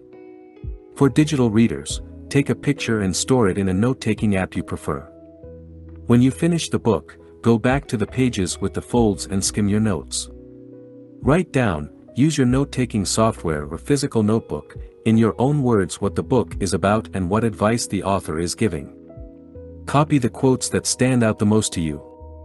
The point is not to copy the book but to help you process the information so you can use it later. Read as much as you possibly can, but never forget to apply what you've learned because that is what counts the most. You put in many hours to read books, make sure you get something out of it. Take a vacation, it boosts your productivity and reduces stress. You recharge your phone when it runs out of juice. You refill your gas tank when you're running on empty. But sometimes, you forget to do the same for your most precious possession, your body, and the brain that's inside of it. Whether you love what you do, are in between jobs, or have a job you hate, you're working. Living is also a job. A pretty tough one, actually. Just the act of getting up in the morning can be a daunting task. And I'm not even talking about all the responsibilities we have. So, why do you make your life even more challenging by not taking a vacation to recharge? I'm not talking about your weekends that are packed with activities, or holidays where you work more than relax. No, that type of free time doesn't serve a purpose. I'm talking about resting with a very specific reason, to recharge your battery so you can keep working hard. To me, life is about working hard. Voltaire said it best. The further I advance in age, the more I find work necessary. It becomes in the long run the greatest of pleasures, and takes the place of the illusions of life. Rest reduces stress. Improves creativity and productivity. Scientific research shows that a vacation decreases perceived job stress and burnout. Now, that's a pretty solid benefit of taking a few days off. But there's more. As you may know, I'm always interested in productivity. In the case of resting or a vacation, my question is: will I get more things done when I get back? The answer is yes, but there's one major thing to keep in mind. But let's back up a bit. What does it mean to get more done? Getting things done has nothing to do with time. If you work more hours, you don't necessarily get more done. In fact, research shows that working more hours general means less productivity. Why? Well, we often waste time if we have more of it. It's simple. If I say to you, you have a year to write an article. What would you do? Procrastinate, right? But what if I tell you that you only have 2 hours? You immediately think, how can I write this article ASAP? So in a way, having more days off, and fewer days to work, forces you to be more effective with your time. Research shows that a vacation in itself won't make you more productive, but when you have more days off, you have a strong desire to get more things done in less time. And that's a win-win situation for everybody, you, your business, or your job. You take off a few days, recharge, spend time with your family or friends, and when you come back, you're more productive. Sounds great. But wait, there's a caveat. When your vacation is stressful, the positive benefits go away. Have you ever watched National Lampoon's Vacation with Chevy Chase? That's how my family holidays were. Not good. So keep the stress at a minimum on your holiday. Otherwise, you've wasted a perfect opportunity to relax and boost your overall productivity.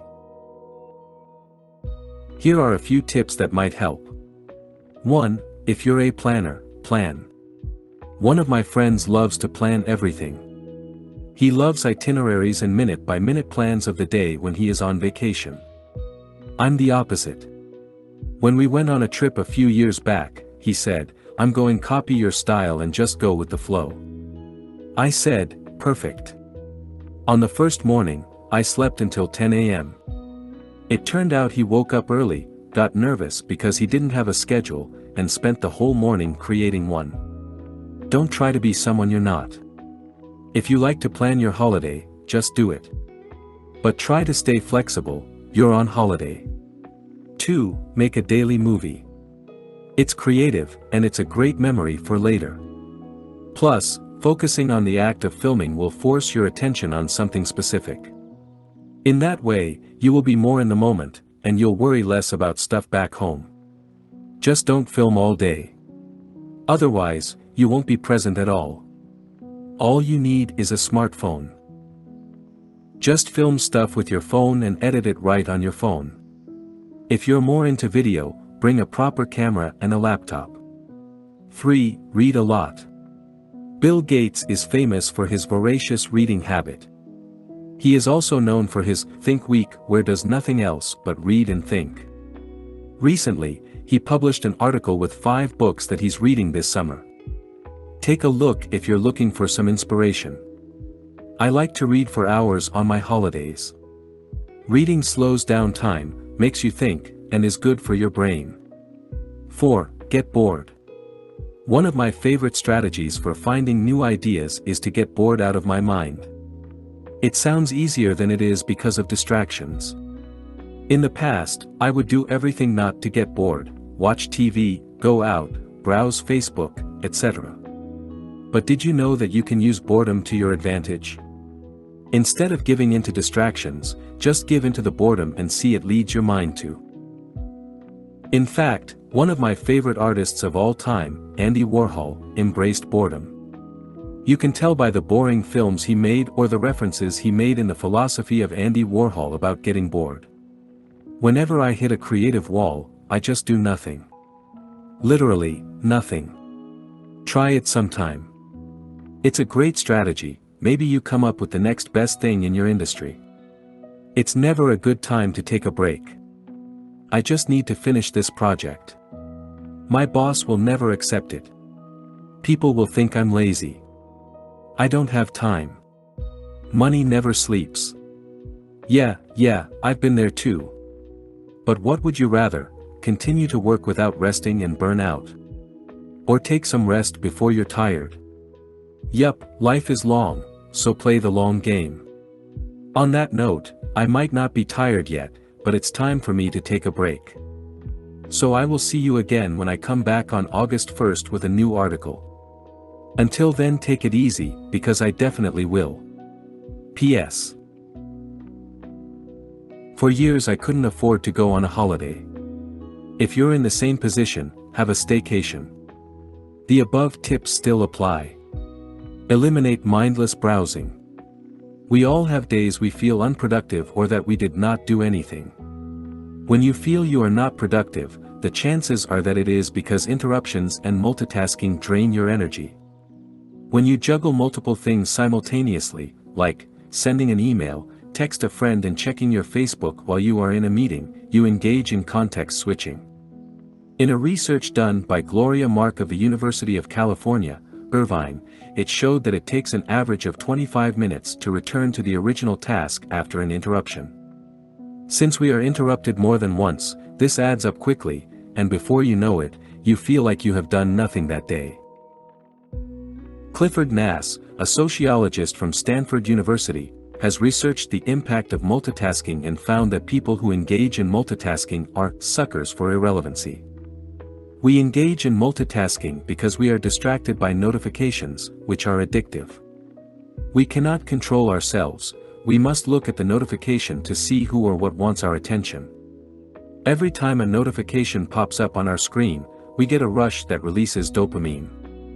Dopamine is one of the body's happy chemicals. It controls the pleasure systems of the brain and makes you feel joy.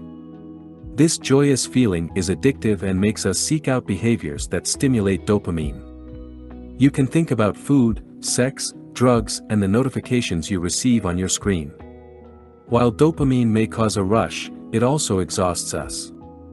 That is why you still feel tired at the end of the day while you have not been productive. This is a harmful process, and we need to stop this pattern. The fix: eliminate browsing. Being productive can be as simple as taking control over your day. What harms your productivity the most is browsing. It absolutely kills it. We've all experienced a distortion in time when we are browsing. What? I just did nothing for 2 hours. Yes, we even do this at work. Take control of your attention and time. The point is, do something that's worth your time. Be conscious about your time. And spend so it improves the quality of your life. 20 things that will make you more productive than ever. The last 3 years have been huge for me. I've got more things done than ever, moved countries, bought an apartment in a small office building, spent loads of time with my family and friends, kept a healthy lifestyle, and exercised at least 4 times a week. Many variables determine your overall productivity. Tools, apps, or hacks don't work if you lack the right mindset, because productivity is a way of living. It's about achieving maximum output, getting shit done, and not wasting time. I think that output and happiness go hand in hand. To me, doing nothing equals misery. I want to share 20 things I've done in the past 3 years that have made me more productive than ever, in no particular order. 1. Always cut to the chase. With everything in life, there's a bunch of crap, and there's stuff that matters. Chit-chat, small talk, delaying, waiting around, not speaking up, is all useless. If you want to get shit done, you have to jump straight into the action. 2. Record all your thoughts and ideas. Similar to computers, we have a random access memory, RAM. Your human RAM stores relevant short-term information. But your RAM capacity is limited. When it's full, older information that you have stored will be deleted to make room for new information. You want to write down your thoughts to unload your RAM, which gives you more brain power. Even if you never take a look at that note again, it's still worth it. 3. Say no. When it comes to work, I say no to everything that doesn't support my goals and values. We live in an abundant world, there are always enough opportunities. In my personal life, I say no to everything that doesn't thrill me. When I think meh about something, I always say a no. That eliminates wasting time on shit that I'm not excited about. 4. Take a 5-minute break every 30 to 45 minutes. You can stretch your back, walk around, drink some water. But more importantly, you take your nose out of your work. When you come back to your desk, you might have new ideas. Or, you might think, what am I doing? And stop it before you waste all your time. 5. Eliminate everything that distracts you. Willpower is overrated. If something distracts you, eliminate it. One of my friends has a news addiction. I suggested to get rid of his TV, delete his news apps, and block the news sites on his laptop. 2 weeks later he told me that he's finally starting a business. Don't think you're immune to your distractions. Remove them. 6. Keep away clutter. A cluttered life means a cluttered brain. And with a cluttered brain, you can't get stuff done. I prefer a simple work and living environment. A desk, a laptop, and a notebook. Keep it simple. You don't need any fluff. 7. Focus on one thing some days. If you have recurring tasks, try to do as much of the same thing on one day. I write 2 to 3 blog posts on one day, the other days of the week I use for my other projects and businesses. On my writing days, I turn off my phone and just write. Nothing else gets in the way. 8. Stop consuming so much information. You don't need to read 5,000 articles on productivity. If you find useful information, try it. Don't search for more. More is not always better. You can only process so much of it. Stop consuming, start creating. 9. Create routines. Decisions fatigue your brain. And routines eliminate decisions. Which ultimately means more brain power. Routines are not OCD, they are efficient. Use them. 10. Don't multitask. When you juggle multiple things simultaneously, like sending an email, texting a friend and checking your Facebook while you are in a meeting, you engage in context switching. In a research done by Gloria Mark of the University of California, Irvine, it showed that it takes an average of 25 minutes to return to the original task after an interruption. That's a waste of useful time. 11. Check email twice a day. Every time you check your email, you get a rush of dopamine. I get it, checking email feels nice, and most of us are addicted. While dopamine may cause a rush, it also exhausts you. That is why you still feel tired at the end of the day while you have not been productive. To minimize that, turn off notifications, and check your email only twice a day on set times. 12. No smartphone during the first hour of your day. A smartphone's primary function is to interrupt you. But don't let other people or apps interrupt you during the first hour of your day. Take that first hour to think about the day ahead of you, read a book, enjoy your breakfast, coffee, or tea. 13. Plan the next day. Every night before I go to bed, I take 5 minutes to set my priorities, usually 3 to 4, for the next day. That makes me more focused when I wake up. I find that I waste time if I don't do this practice. It's cool to go with the flow. The only problem is, I don't want to be a dog that mindlessly chases cars. 14. Keep thinking to a minimum. When people say, "I'm thinking," they mean worrying by thinking. Don't think too much. Just do, and see what happens. If you like what you're seeing, continue. If not, do something else. 15. Exercise. A few things are vital in life: food, water, shelter, relationships, and exercise. Without this stuff you can't function properly. Scientific research shows that regular exercise can make you happier, smarter, and more energetic.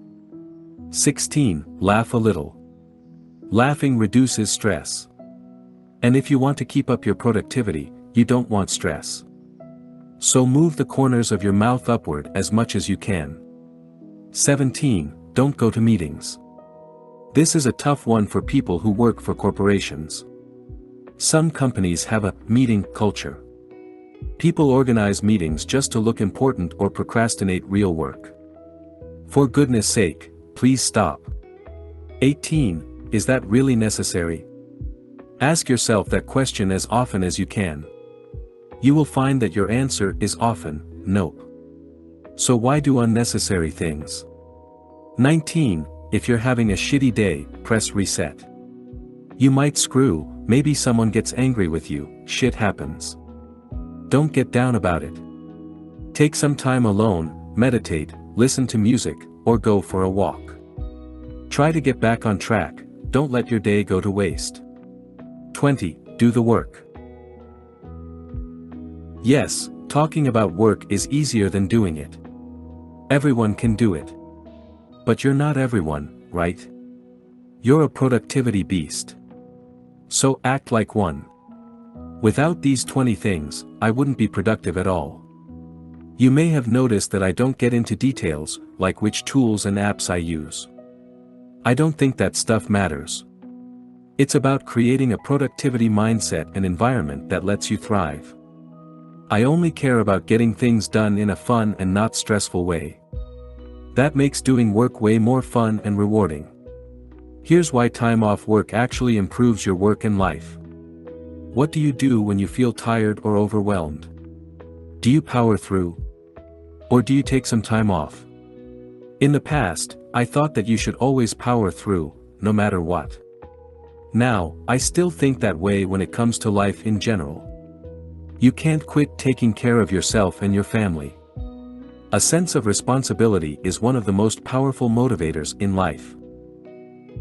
But I'm not talking about a lack of motivation here. I'm talking about taking time off work. But there's still a massive taboo on taking time off. Some people think it's for losers. Others think it's about escaping your work. After all, if you love your work and life, why do you even need a break? Good point, smart ass. Here's why time off actually improves your work and life. Leonard Mlodinow, a physicist, who also co-authored 2 books with Stephen Hawking, recently shared scientific research in his book Elastic about taking time off. He demonstrates that taking time off work improves our well-being. Though some may consider doing nothing unproductive, a lack of downtime is bad for our well-being, because idle time allows our default network to make sense of what we've recently experienced or learned. People who never take time off to do nothing are short-term focused. I want to reach my goals now. But as always, short-term thinking harms your long-term development and growth. What happens when you power through work and burn yourself out? In most instances, your results suffer, and you become less productive. In some cases, you even become depressed, which will set you back even longer. Prevent rather than cure. It's one of the biggest cliches in the book. But how often do we really prevent things? Instead, we put our head down and deal with it later. Bad strategy. Instead, it's much better to prevent burnout or a decrease in your overall work performance. Dale Carnegie, a self-help pioneer and author of How to Stop Worrying and Start Living, said it best: so, to prevent fatigue and worry, the first rule is, rest often. Rest before you get tired. So take time off work strategically throughout the year. That's what I just did too, and I experienced 5 benefits as a consequence. 1. You can check whether you did the right things at work. I know 2 modes. 1. Execution. 2. Thinking. When you are in execution mode, you can work for hours, days, or months in a row. In fact, I know people who've been in execution mode for years. They never took time off to reflect or think about their work. Result? A midlife crisis. Or, young folks who experience a quarter-life crisis. That's what you get when you put your head down and execute without thinking. You might get results. But are those results what you want? When you take time off work, you have more inner conversations. But when you execute, you don't. That's one of the most important benefits of doing nothing. Sure, you might fall behind on work. But who cares? Would you rather go through your career with tunnel vision? I need at least 10 days off to reflect seriously. For the first 5 days, I'm still somewhere between execution and thinking mode. It's hard to switch to thinking and doing nothing if you're used to doing work. But I always learn new things about myself after a more extended break. I tend to read a lot. Over the past 2 weeks, I've read 5 books. But I didn't write at all. Also, I journaled very little. Just some reading, watching movies, documentaries, hanging out with friends, talking, daydreaming. That kind of stuff. Neither does it cost much. But the return is enormous. Now, I feel better, have more energy, and I'm excited to get back to work. That's also the next lesson I learned. 2. You get to process your ideas.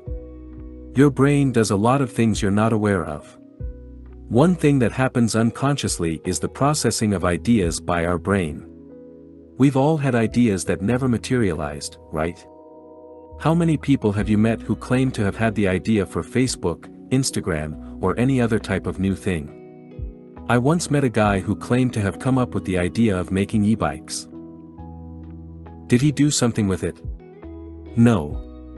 He now buys garbage on Alibaba and sells it to businesses, door to door. We all have ideas. Not only business ideas. I want to redecorate the house. I want to drive from NYC to LA. I want to write a book. All those ideas are great. But what are you going to do with them? I'm not even talking about execution. All ideas require processing. Are the ideas any good? Do I really want to do those things? Again, that's a thinking process. When you go from idea to execution, without processing, you often waste your time in hindsight. Of course, you can never entirely prevent that. But by taking the time to process your ideas, you can prevent your future self a lot of pain, worry, and even money. 3. You can consume more art. What is art? Anything that makes you think. A good song, movie, painting, book, poem, article, picture, sculpture, you name it. Anything can be art. There's no authority that declares what art is and what is not. I get a lot of my inspiration from art. I can't imagine what life would be without it. Well, there is art on that too. Just read Fahrenheit 451 or watched the movie Equilibrium. The best thing about art is that it improves your mood. And when you're in a good mood, you're happier. Just don't consume useless junk. Start with the classics. Listen to Bob Dylan, Marvin Gaye, Whitney Houston. Watch movies by Alfred Hitchcock, Francis Ford Coppola. Read Ernest Hemingway, Harper Lee, Ralph Ellison. Go to the British Museum. Study Andy Warhol. Like millions of other people, you'll be inspired by their work. And that will enrich your life. 4. You can focus on other important things that are not work-related. Can you tell me more about yourself? What do you think of when I ask you that question?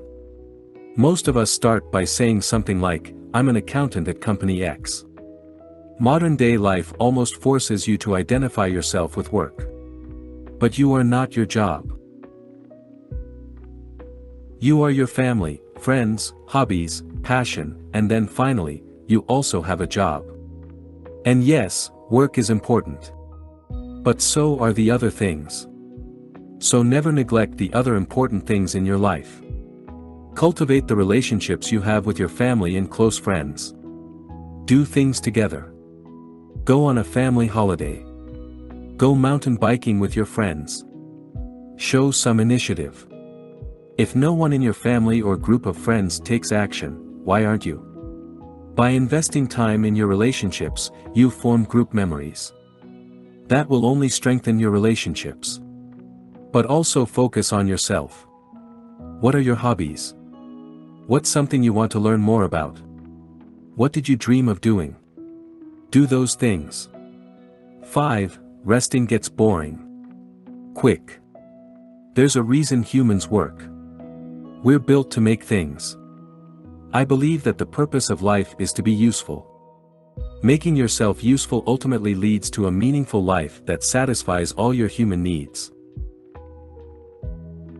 That's why too much rest will make us restless. My mother always told me that too much of a good thing becomes a bad thing. She told me that when I wanted to hang out with my friends all the time and when I had my first girlfriend. It's true. Too much rest, like work, is not good. Our bodies and minds are made to use. Hence, the final lesson I learned from doing nothing is this: after rest comes work. And what comes after work? If you answered, more work, you didn't get the point. You probably need some rest. Time blocking, improve your focus and get more meaningful work done. Do you have a list of priorities or goals that you want to achieve this year? And do you struggle with allocating time to them? I'm no different. Life can be messy. Most of us juggle a lot of different things at the same time. Even though the simple solution is to stop juggling, it's not always realistic. Or even needed. What if you could do more things without losing your time? It's possible. But you must work in an organized way. Enter time blocking, a simple productivity exercise that many people use. It's not fancy or revolutionary. The only thing you need is a calendar, which is something everyone with a smartphone and computer has. Time blocking is simply using your calendar to block time for your most important priorities.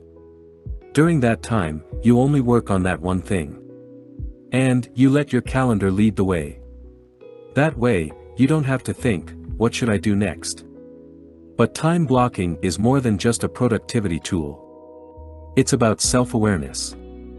The road to high productivity starts with awareness. For instance, one of my priorities this year is to write a book on pragmatic thinking. However, there's a problem: I haven't been writing. How did I come to this conclusion? I simply looked at my list of priorities for 2017, and I looked at my calendar. I hadn't scheduled any time for writing in a while.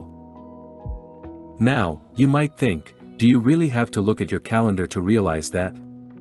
Yes, I do. I'm not some kind of supercomputer that remembers everything. I'm a regular human being. I think of something to do, start working on it, life gets in the way, and then I forget about it. It happens to all of us. We need self-awareness and tools that keep us in check. And that's why I like time blocking. Some people love time blocking. Some people hate it. Computer science professor and author of Deep Work, Cal Newport, also uses time blocking. He says, "I take time blocking seriously, dedicating 10 to 20 minutes every evening to building my schedule for the next day. During this planning process I consult my task lists and calendars, as well as my weekly and quarterly planning notes. My goal is to make sure progress is being made on the right things at the right pace for the relevant deadlines." The last sentence is exactly why I schedule everything I want to do. Working is not the same thing as making progress.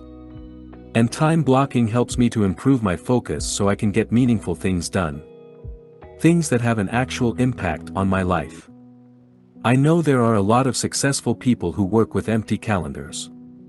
I've read the articles. They simply work 2, 3, or 4 hours per day. And to be honest, that sounds very attractive to me too. However, one must look at her own life situation. What are you trying to achieve? And more importantly, what resources do you have? Often, people who don't have a lot of money, do have a lot of time. So why not use it wisely? Either way, I think that planning serves a purpose. I plan my days and weeks in advance because I want to make sure I'm working on the right things. Too often, I get lost in completing daily tasks. Think about it this way. I'm pretty organized already. And I only work on one big thing per area of my life. But there are many different areas of my life: my family business, my blog, podcast, online courses, relationship, friends, investments, etc. It might sound like I'm doing many different things. But it depends on how you look at it. Everything I do leads to one thing: living a meaningful and independent life. But let's not get philosophical here. If you're lacking focus, not making progress, and want to work in a more organized way, give time blocking a try. Here are some things I've learned that may help. Take 10 minutes every evening and plan your next day. Rearrange blocks if you must create time for other important things. Use recurring blocks for recurring tasks. For instance, I've scheduled 2 hours to write my new book every Tuesday and Thursday. Don't overschedule. Realistically, you can't be productive 10 hours straight. Give yourself some time between tasks. And always schedule more time than you think you need. Wow, that sounds like too much planning to me. No problem. Plan less. There's always a counter-movement for everything. People who do the exact opposite and advocate an anti-productivity lifestyle. You know, folks who claim they have empty calendars don't care about anything in life. People who pretend they are always enjoying themselves. They like to go with the flow and daydream. You know what that reminds me of? Those kids in school who always said, "Ah dude, I didn't have time to study for this class," but always ended up getting straight A's. People just want to make you believe they don't work hard. It's a facade. And when they do well in life, it seems like it came easy. As far as I know, achieving meaningful things is hard. I don't think there's anything cool about pretending it's easy. Nor do I believe that it's cool to work yourself to death. I often think of this question: are you an amateur or a pro? It's Stephen Pressfield's famous analogy, from his book The War of Art, for getting work done. The amateur only works when inspiration strikes. The pro sits down every day and puts in steady work. The key is steady. Not irregular or extreme. I stopped working out daily. Here's what happened. For the past 3 years, I've been setting a yearly focus for my life. In 2014, I wanted to work abroad and travel as much as I could. In 2015, I wanted to read more than 100 books in a year. And in 2016, I wanted to work out every day of the year. I've done those things. I love setting a yearly focus because it gives you a clear idea of what you want to do with your time. You'll be surprised what you can do in a year if you put your mind to it. This year, My focus is to write more books. Even though it's not going great, I'm still working on that. But at the same time, I also don't want to stop reading and working out. However, that's sometimes more complicated than it sounds. In January of this year, I got the flu. And when I came back to our family business, I underestimated how much work I had to catch up with. I also wanted to keep creating new content for my blog and online courses. I thought to myself, I can't do everything, so I'm going to cut back on daily exercise. Big mistake. Here's what happened. Instead of daily exercise, I went to the gym 2 to 3 times a week. And I ran once a week. This was by the end of January. For the first few weeks, nothing was wrong, and I felt good. I was also productive. But by the end of February, that changed. I started feeling tired by the end of the day. Something that never happens to me. I also started writing less. I had a big buffer of articles, so I did post 2 articles a week. By March, I was at a productivity low. Fortunately, I always stick to my productivity system. I managed to get the minimum amount of work that's necessary done. But I stopped creating. I started watching Netflix in the evening. I even watched an episode of a TV show called 12 Monkeys. It was complete shit. I much more prefer to read a book before bedtime. So I got frustrated that I wasted my time. And when I'm frustrated, I start journaling and reflecting more. I looked at my habits. And I noticed I felt tired and got less work done. Why? The answer was, exercise. Actually, a lack of it. By April, I shifted my focus again, get back in shape. So that's what I'm doing now. And if you want to get in shape too, it's important to understand what you're aiming for. For instance, I'm 6'3" and 181 pounds. But that doesn't mean anything. Most common measures like the BMI are pretty useless because they don't say anything about your strength. To be honest, I don't care about measures or even my exact fat percentage. Instead, I look at my fitness and how it impacts my daily life. When I'm in good shape, I can run 10K without stopping for rest. Deadlift, squat, and bench press my body weight at least 8 times. And do at least 12 pull-ups. What's that based on? My body and experience. In fitness, there's no general rule. You must find your own goal. To me, a person should be able to at least lift or push the same amount as their body weight. That helps you to function properly in daily life. When you're in good shape, you'll have more energy and focus. Want to find your fitness goal? Read books about fitness and health, watch YouTube videos, talk to experts, and then create a program that's for you, not a 21-year-old bodybuilder. Also, you don't have to lift weights. Find something you enjoy and challenges you physically at the same time. The cold reality is that if you don't use your strength and stamina, you lose it. But that doesn't mean you should neglect it. The same analogy that Zig Ziglar once used to stress the importance of motivation applies here. People often say that motivation doesn't last. Well, neither does bathing, that's why we recommend it daily. So if you're not working out every day, you're not doing yourself a favor. The quality of life decreases when you stop working out. And stop looking for silver bullets to feel better. I know, it's not advice most of us like to hear. Exercising is hard. But that's the whole point. The easiest solution for a good life is right at your disposal, your body. Are you neglecting it or strengthening it? If you want to be more productive, research shows you need a break. Do you spend the majority of your day at your desk? And do you find it difficult to concentrate throughout the day? There's a simple solution to improve your productivity and focus. How can I get more stuff done without being distracted? That's a question I often get. It's human nature, we always want to improve output. For machines, it's straightforward, you improve speed. Machines get faster and better every day. But what about your personal productivity? I've read dozens of books on productivity. I've read countless articles on time management. And I've tested different methods to boost my productivity. The idea is simple: I want to get more done in the same amount of time. I'm not looking for shortcuts or hacks, so I have to do less work. I don't mind working.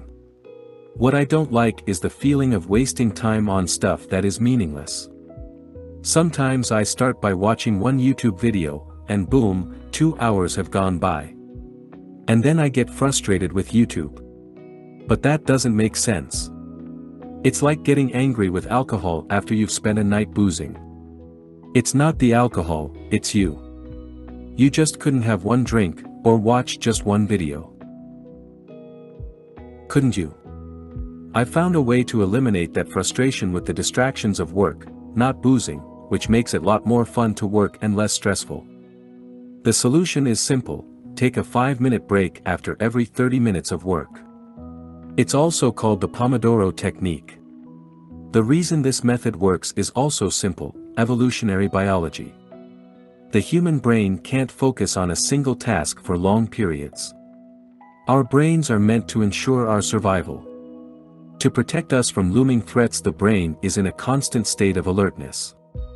So focusing on one thing for a long time is hard for your brain.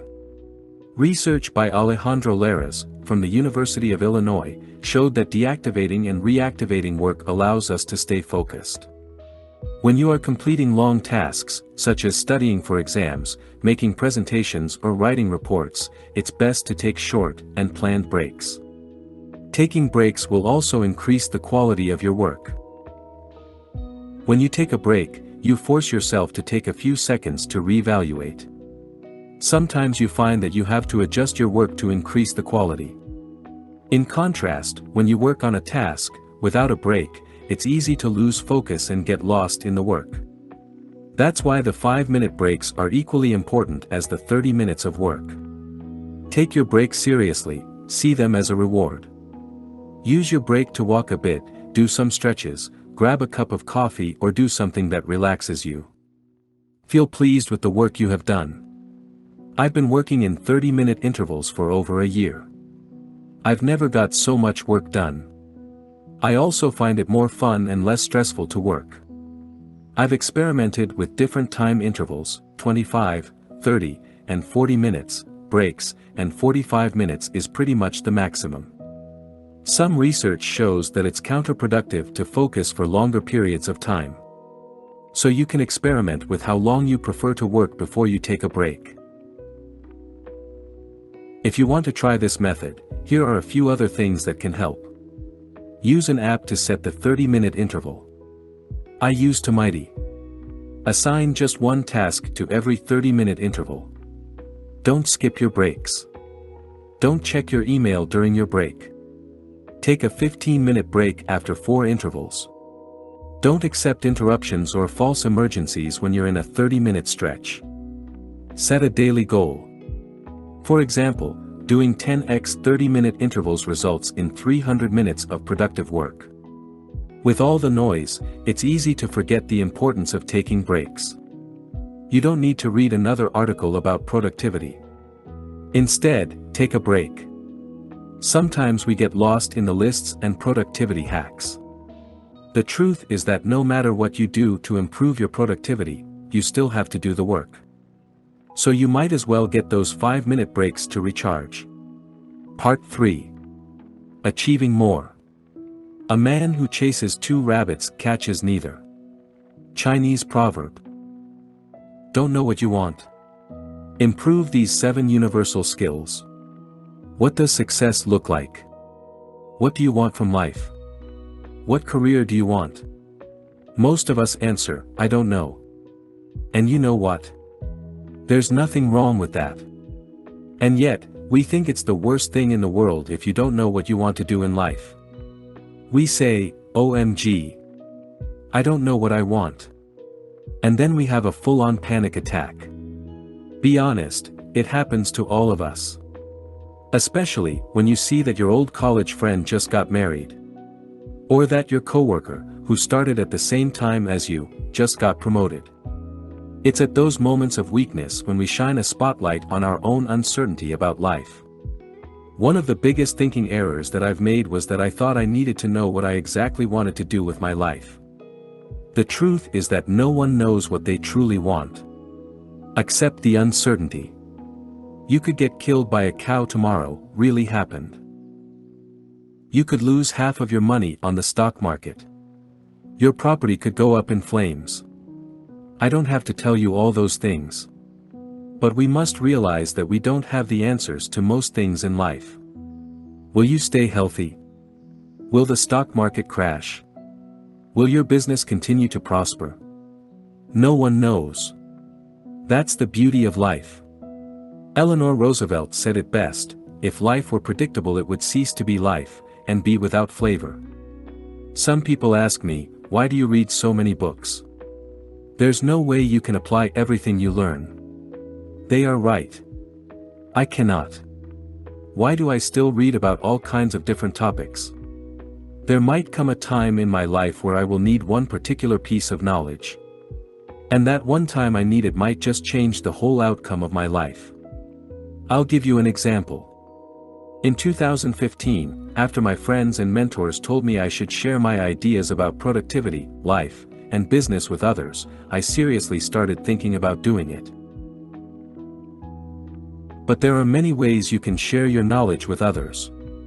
You can give training to groups and host seminars. You can coach people individually. You can create videos for YouTube. You can give talks at conferences. The possibilities are endless. But because I've always had an interest in writing and had read so much about it in the past, I realized that I should start with written ideas. That was the easiest way for me to get started. I had also learned all about creating websites in the past. So it was very easy for me to get started with all of this. In fact, I created a website in a day. And I started writing every day for a month. The result? A book and a bunch of articles. Know your direction. Not your destination. When I read about writing and building websites years ago, I didn't know I would use that knowledge to build my own blog. To be honest, I didn't know what I wanted. I only knew what direction I wanted to go in. I knew I wanted to make a contribution and do work that I enjoyed. So it's not important to know exactly what you want to do with your life. People change. Economies change. So, it's not even realistic to boldly claim, I know what I want. The only thing every person needs is a sense of direction. A vision of where you'd like to go. Look, you don't need to know your exact destination. You often read about people who say they always knew what they wanted. But that's just a small portion of the population. I've personally never met someone like that. Most of us don't have that conviction from day one. It grows over time. If you can't decide what direction you want to go in life, that's automatically your number one goal in life, to figure out where you want to go. That's what J. Abraham also recommends in Getting Everything You Can Out of All You've Got, which is one of my favorite business books of all time. Your first priority is to identify what you want and then make sure you take the path that's going to give you that. There's nothing sadder than to see someone get to be 75 or 80 years old and look back regrettably because they pursued the wrong target. You see that he doesn't say you should know exactly what you want. That would not be realistic. Instead, we need to know where we're roughly going. I know, it remains intangible. But that's the only helpful answer that I've found in life. Work on universal skills. While you're figuring everything out, don't waste your time watching hours of TV, drinking booze, or eating junk food. Spend your time usefully. Learn skills you can always rely on. Need some inspiration? Here are a few skills that I'm constantly working on. 1. Self-discipline. Get better at ignoring the negative voice in your head. Get out of your bed. Go to the gym. Don't listen to, I don't want to. 2. Personal effectiveness. Learn how to maximize the results you can get during the 16 to 18 hours you're awake. Get more done, effectively. 3. Communication. We think we're all master communicators. But the truth is that we suck. Communication is both art and science. And our ability to work with others depends on it. 4. Negotiation. You negotiate all the time. With your spouse, kids, parents, teachers, friends, co-workers, managers, etc. Learn to get the best deal for all parties. 5. Persuasion. Learn how to get what you want in an ethical way. 6. Physical strength and stamina. Getting stronger is a skill. Pull your own weight. It's something every human should be able to do. 7. Flexibility. Sitting all day long behind your computer or in your car turns you into a stiff being. Learn how to stretch your hips, lower back, hamstrings, and calves, the most common weak points of desk workers. That's enough to keep you busy for a lifetime if you want to do it well. Pick a skill that excites you. Get better at it. Then, pick another.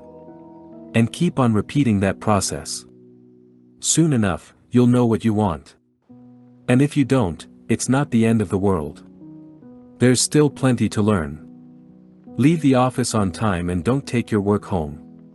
These 2 lessons are true for every person who wants a long, happy, and satisfying career. But it's very hard to put that advice into practice. It took me the first 6 years of my career to figure that out. And I still have to remind myself that life is bigger than work. Almost everywhere that I've worked in the past, there was a perception is reality culture. That means looks are more important than reality. In other words, the person who's in the office the longest appears to be the hardest worker. Now, that may be true. But that's not what matters. We all know that the only thing that counts is results. However, we collectively insist on looking at vanity factors like participation in meetings, hours spent at the office, and how fast people respond to emails. It's pathetic. At our family business, we encourage everyone to leave when they are done for the day. We've learned that focusing on priorities is a much better metric than only looking at the hours someone works. And still, people find it uncomfortable to say, "I've finished my top priorities, I'm going home." I get it. When you work in a group, you don't want to make others feel bad or that things are unfair.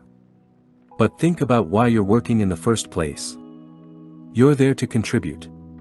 To your own company, or the company you work for. Working too long is unproductive.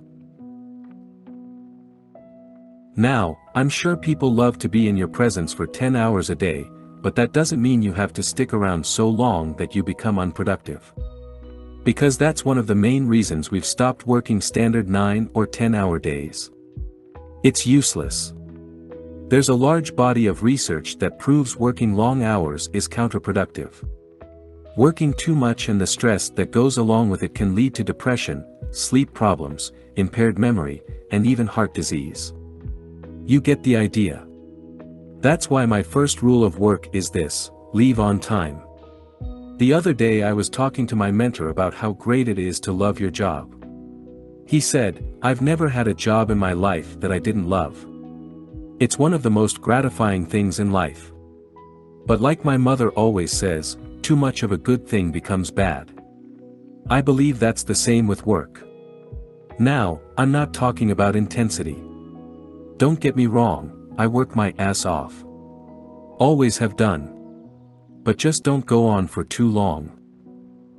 The art of working hard is knowing when to quit. But like my mentor told me, that's very hard. My biggest problem was that I worked too much. I left the house at 7 a.m. and came back at 11 p.m. That's too much. You must protect yourself against too much work. And it's straightforward.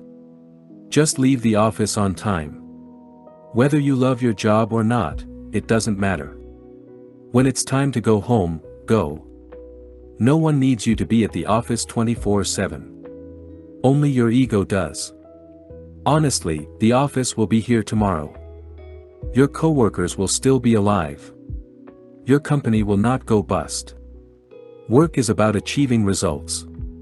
If you can't do that in 6 to 8 hours a day, you're not effective. So instead of working overtime, read a book on personal effectiveness or get productivity training. Leave your work at work. But don't just go home and bring your work with you. That defeats the whole purpose.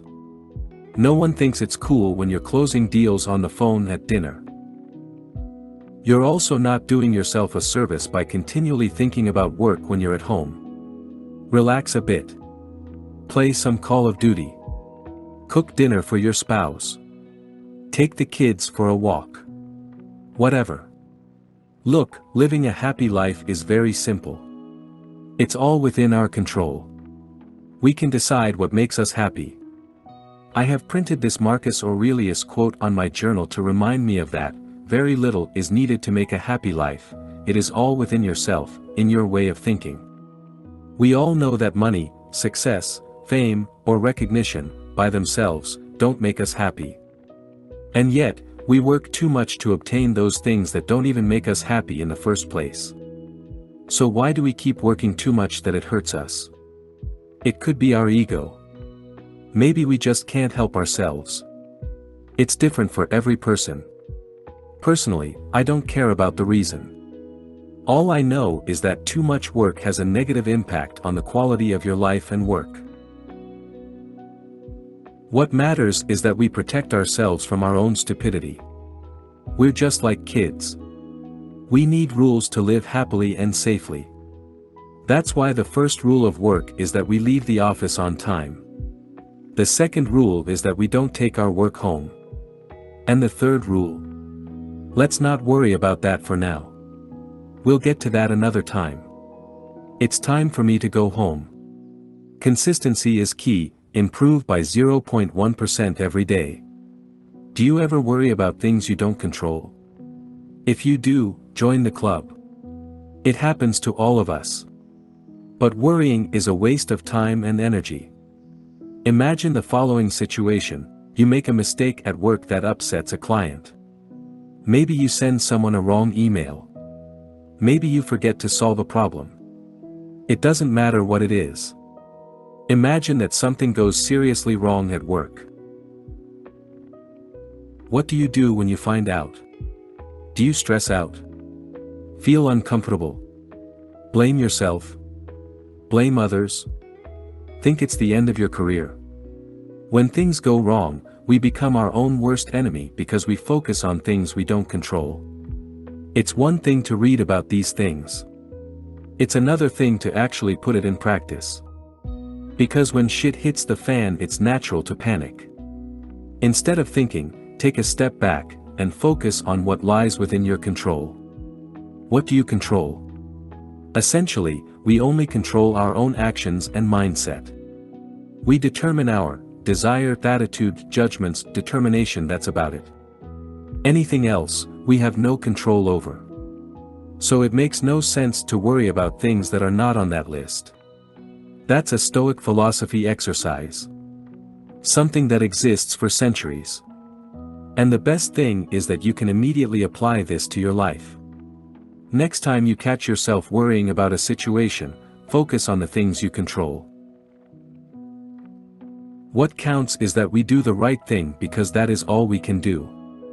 We don't control outcomes. Do you see? 1. Made a mistake. Correct it. 2. Something goes wrong. Find a solution. Also, never be surprised when bad things happen.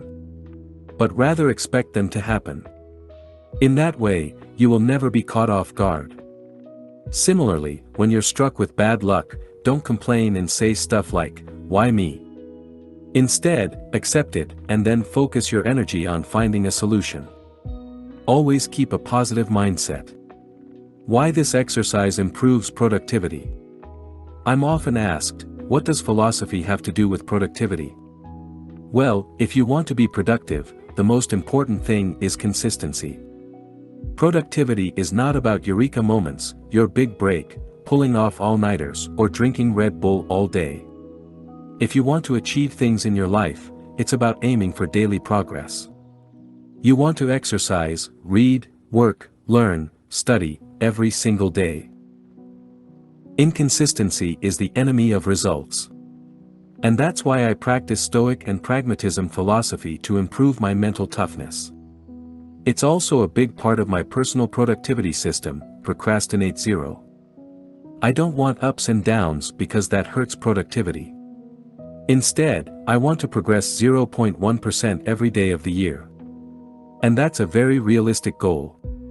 Try it and maybe it will change your life too. Who says you have to get out of your comfort zone? I love my comfort zone. To me, that's where the real magic happens. In my comfort zone, I have my family, friends, work, music, books, movies, bike, gym, park, you name it. Everything I love. And from that place of safety, I'm more open to trying new things and take risks. I've never believed the idea of that stupid little drawing. You know what I'm talking about, right? Your comfort zone. A little circle. Where the magic happens. A big circle that stands for the promise of success. As if magic only happens when you step outside your comfort zone, that's ridiculous. And while we're at it, why pretend as if your comfort zone is bad? It's this pathetic little circle displayed against the bigger, magical, circle. Sure, I'm all about pushing yourself, trying new things, moving forward, growing, etc. But in contrast to many popular self-help people, I don't believe the comfort zone is a bad thing. Call me a pessimist. Call me stoic. But more than anything, I'm merely a practical person. And practically speaking, you don't even want to make a huge leap outside your comfort zone. In fact, I believe in the slow road to magic. Where's the magic people talk about? I've found that I do my best work when I don't worry about money, finding new friends, getting familiar with a new environment, and anything else that is related to always moving around. But don't get me wrong. I'm not saying I prefer to stay put. Stagnation is a death sentence for me. I believe that there are different phases of life. Sometimes, you take it easy, work on your skills, your character, you invest in yourself. And sometimes, you just go out there and take a chance. Life's too short to be a wimp.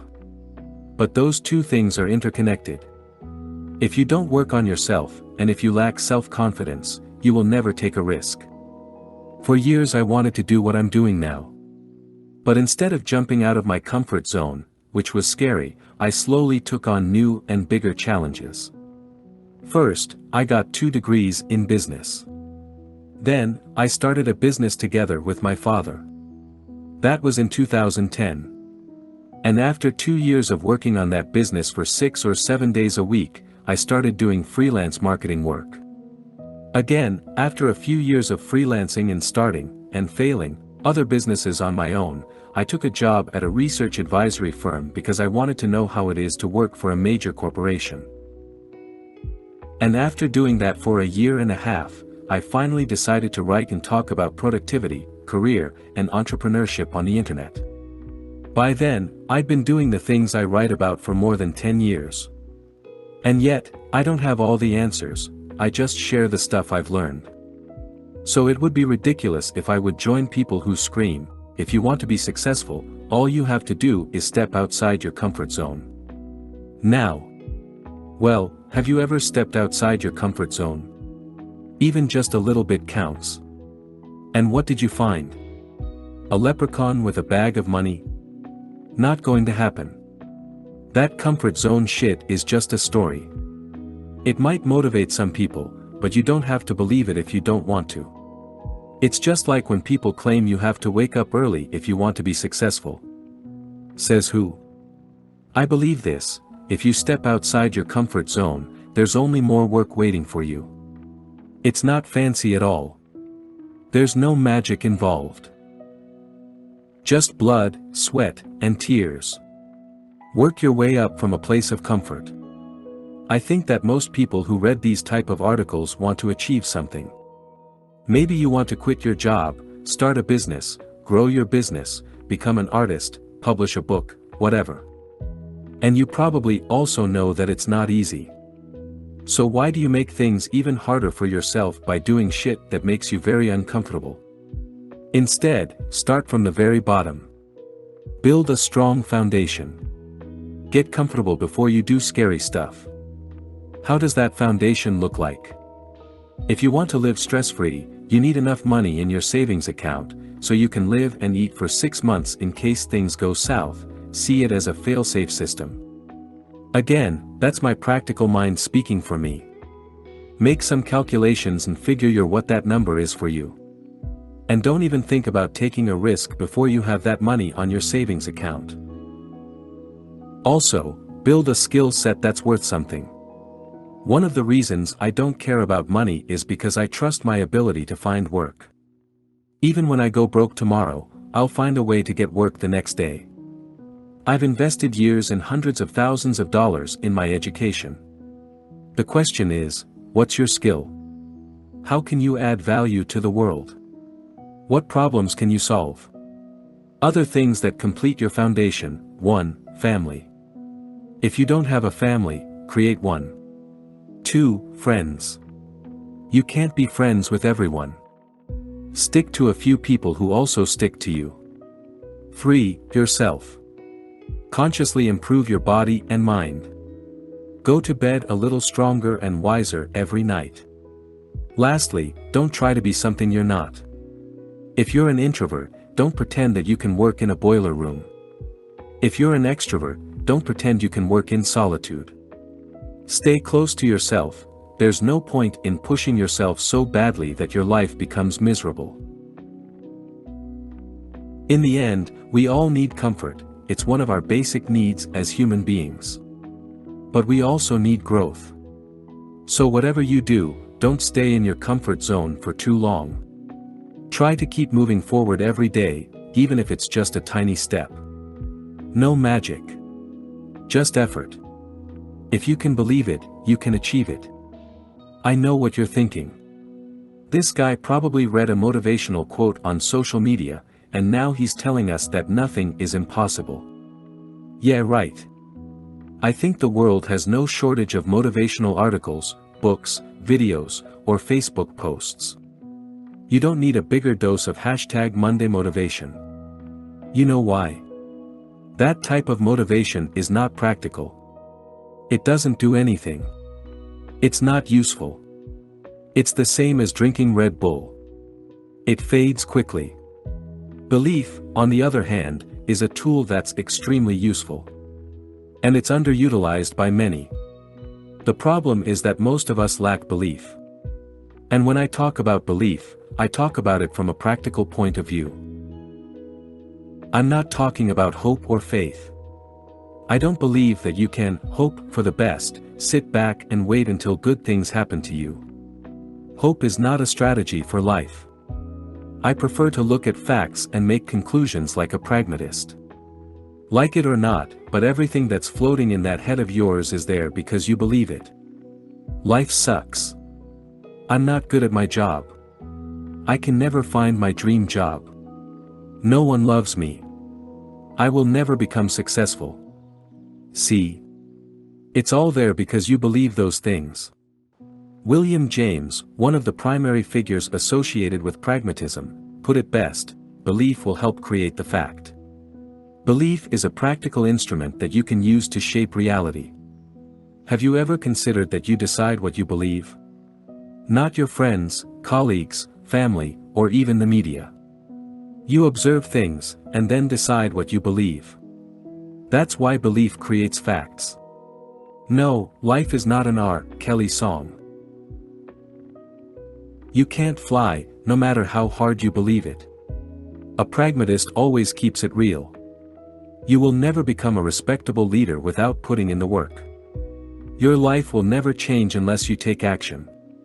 But that's not the point. You know this. There's no outcome without action. It comes down to one thing: do you believe that you can, or can't live the life you want? It's as simple as that. But it's something that you truly have to believe. It's one thing to say that you believe something. It's a whole different thing to actually believe. Let me highlight that by sharing a personal story. For most of my life, I lived in fear. It all started at school. People told me, if you don't get good grades, you will not be accepted to a good university, and without a good degree, you will never get a job, and you will become a bum who dies alone. After hearing that, my 17-year-old brain went into a full-fledged panic mode. I started believing that stupid story. Who wants to become a bum and die alone? That's a metaphor for not believing in yourself. Because somehow, that's always the alternative. If you do something that's uncommon, or maybe a little risky, the common argument is that you become homeless. I meet a lot of people who say they've made important life decisions based on fear. Do you hate your job, but are you afraid to look for something else because you might lose your house? Do you want to leave your spouse, but are you afraid you'll die alone? Do you study yourself to death because you're afraid of what your parents will say when you quit? Do you never expose your work to the world because you're afraid people will throw rocks at you because you suck?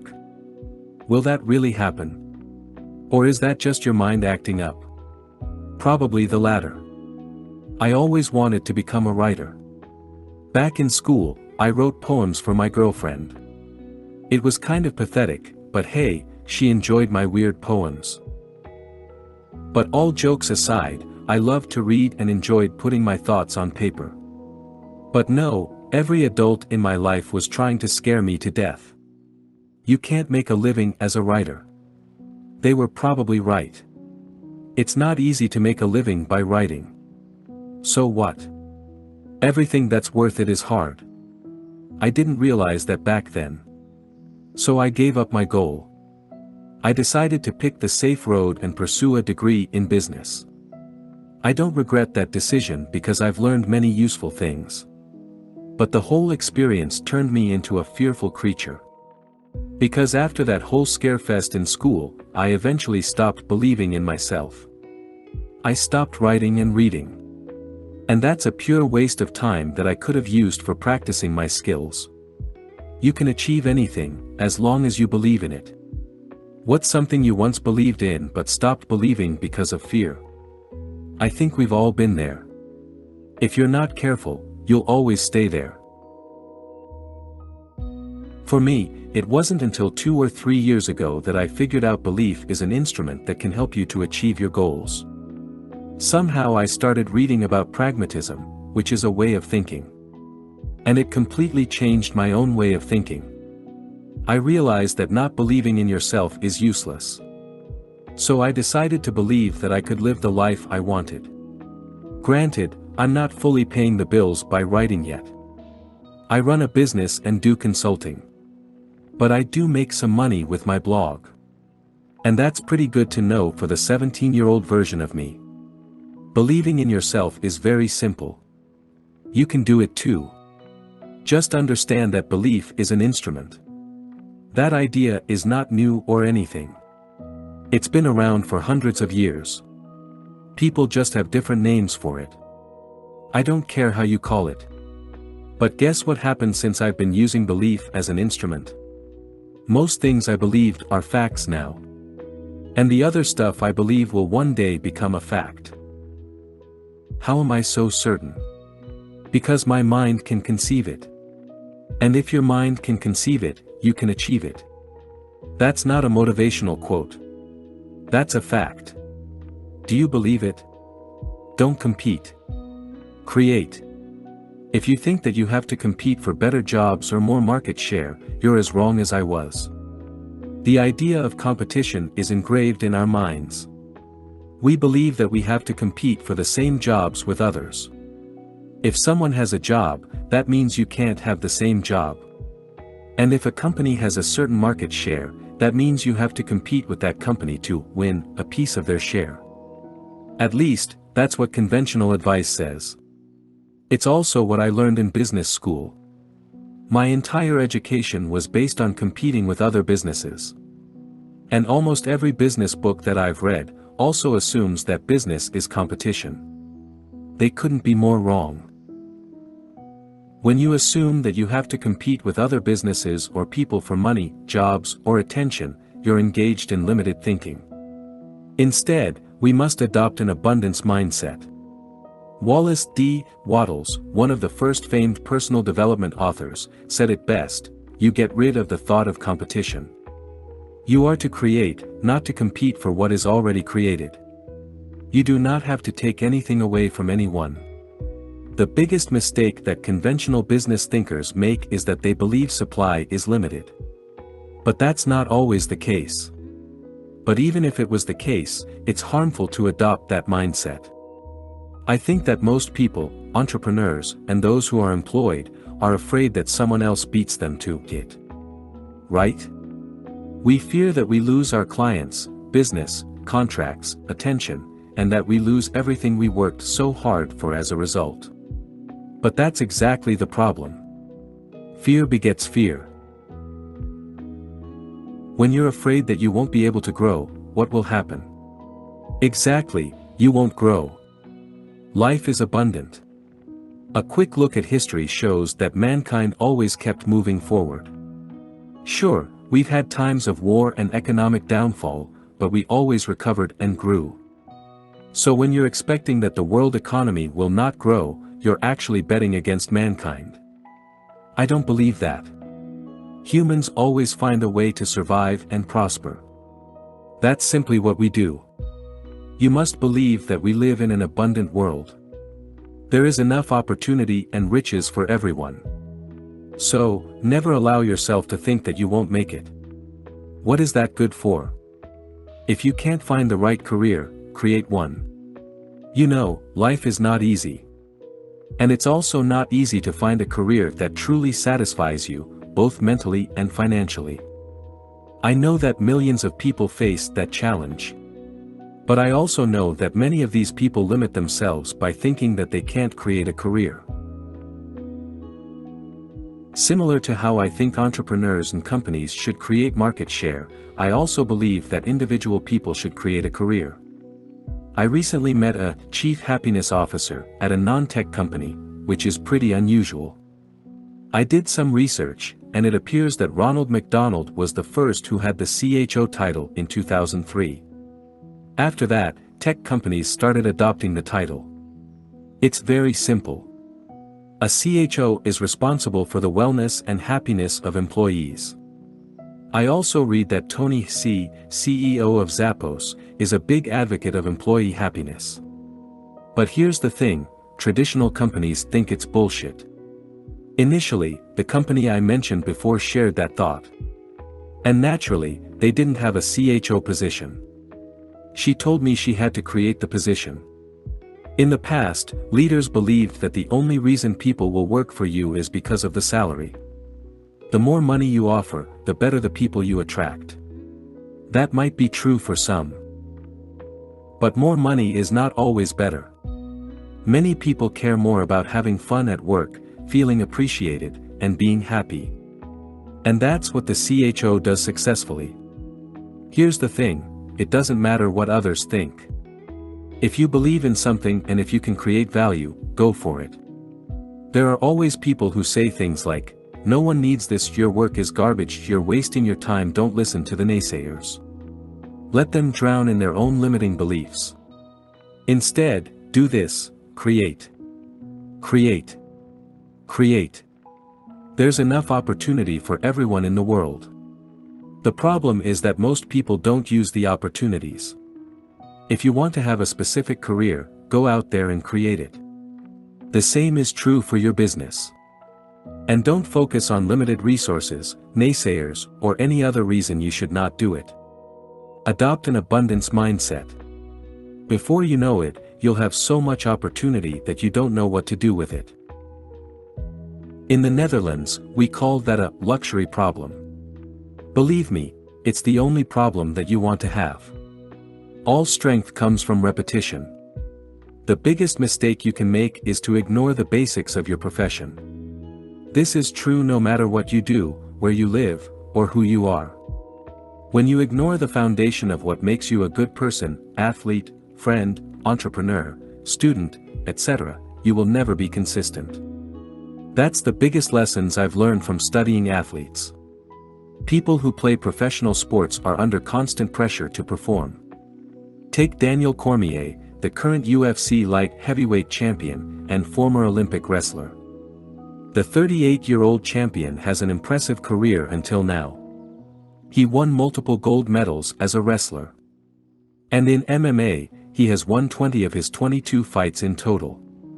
He's considered as one of the best. On top of that, he's also a combat sports analyst and co-host of UFC Tonight on Fox Sports. The man is highly active. What is his key to success, according to himself? Focusing on the basics. He says, you don't get to the highest levels of the sport without having the basics in order. That's not only true for sports, it's also true for everything else in life. Writing, speaking, selling, leading, you name it. Without having the basics in order, you'll never achieve your full potential. Repeat the basics. And there's only one way to improve the basics, by repetition. You get stronger by lifting weights, rep after rep. You build stamina by performing anaerobic exercise. We all know that. But how about your mind? How do you become mentally stronger? And why does it even matter? The answer is simple: everything starts with the mind. Stephen Pressfield, the author of The War of Art, said it best: long term, we must begin to build our internal strengths. It isn't just skills like computer technology. It's the old-fashioned basics of self-reliance, self-motivation, self-reinforcement, self-discipline, self-command. But my challenge was always, how do you do that? I know how to get physically stronger. But I never knew how I could get mentally stronger. And whenever people told me, it's all about life experience, I always thought there was a better way. Let's be honest, who wants to wait until they are 70 to get mentally strong? Some things can be done faster, especially if you keep repeating the basics. Because that's when we screw up most of the time. We think we know everything. Stay a beginner. How often do you think to yourself, I already know that? If you're like most of us, quite often. One thing we have to remind ourselves is that the people who think they know everything are the biggest losers in life. I meet people all the time who think they know everything. And I don't even mention people on the internet. A lot of commenters always want to show how smart they are and that this is so obvious. Well, that's not how the greatest people in the world approach things. Muhammad Ali once said that, it's the repetition of affirmations that leads to belief. And once that belief becomes a deep conviction, things begin to happen. When you repeat the basics, you don't only become great, you will stay great. It's a challenge that all high performers face. I repeat the basics of many things in my life: fitness, philosophy, kindness, business, writing. For example, I reread my favorite books on Stoicism every month to exercise my mind. I regularly grab the elements of style by Strunk and White to repeat the basics of simple and effective writing. If I don't repeat these things, I simply forget about my philosophy for life or how to write good articles. That's how our brain works. Without repetition, we forget things easily. I always look at myself as a beginner. That's one of the first, and most important, lessons I learned from my mentor. He's now in his 70s and still considers himself as a student of life. I have the same approach to business. I always go back to the question of, what is the purpose of a business? I can tell you that if you answer, to make money, you need to repeat the basics. It's very simple: figure out what the basics are in your field. And repeat them. Keep it simple. There's no bigger waste of time than repeating bad, wrong, or negative things. That's the only thing you should be mindful of. Don't take advice from people who haven't successfully done something themselves. Be great. Stay great. Look, you can be very smart, driven, humble, etc., but if you don't stay that way, what's it all worth? How often do you see people become successful only to squander their success? How many one-hit wonders have you seen? Exactly. Only the great ones are here to stay. And if you want to stay here too, you must never underestimate the power of repetition. Never think you've made it or that you're smart enough. Because that mindset is what keeps you great. How I measure my life. You can easily measure a business by looking at the numbers. Turnover, profit, costs, employee churn, etc. But how do you measure your life? There are no universal metrics to assess your life. So it's up to every person to create their own way to measure where they are in life. Some do that by looking at how much they earn compared to their peers. Some look at how far they climb the corporate ladder. Others measure themselves by how they look. I have studied how the most successful thinkers of our time measure their lives. The answer is surprising. You rarely hear that successful people measure their life by the size of their bank account or any other conventional measure. Instead, people who are considered successful in the eye of society often look at these three factors: 1. Energy. 2. Work. 3. Relationships. I've experimented with improving all the three above things. What I've found is that they are all closely related. When I have high energy, I'm in a good mood, and when I'm in a good mood, I do better work. And when I do better work, I feel satisfied with my life, so I can give more to the people in my life. And that improves my relationships.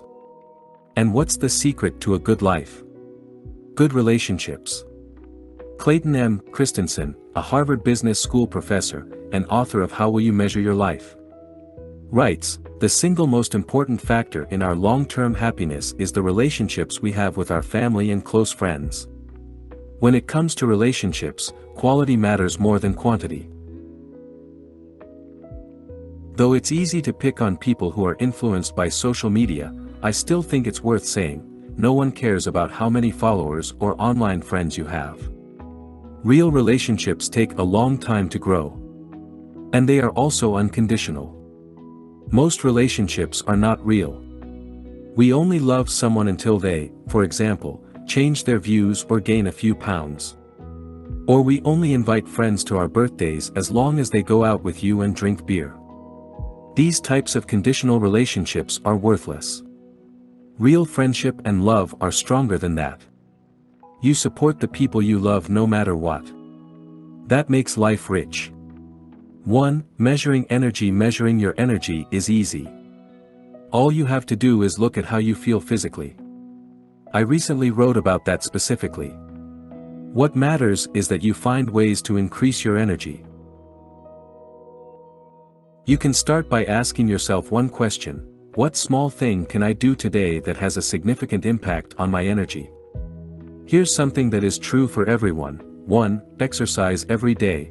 I lift weights 4 times a week, do 2 interval runs, and make sure I walk at least 30 minutes at a fast pace on the days I don't work out.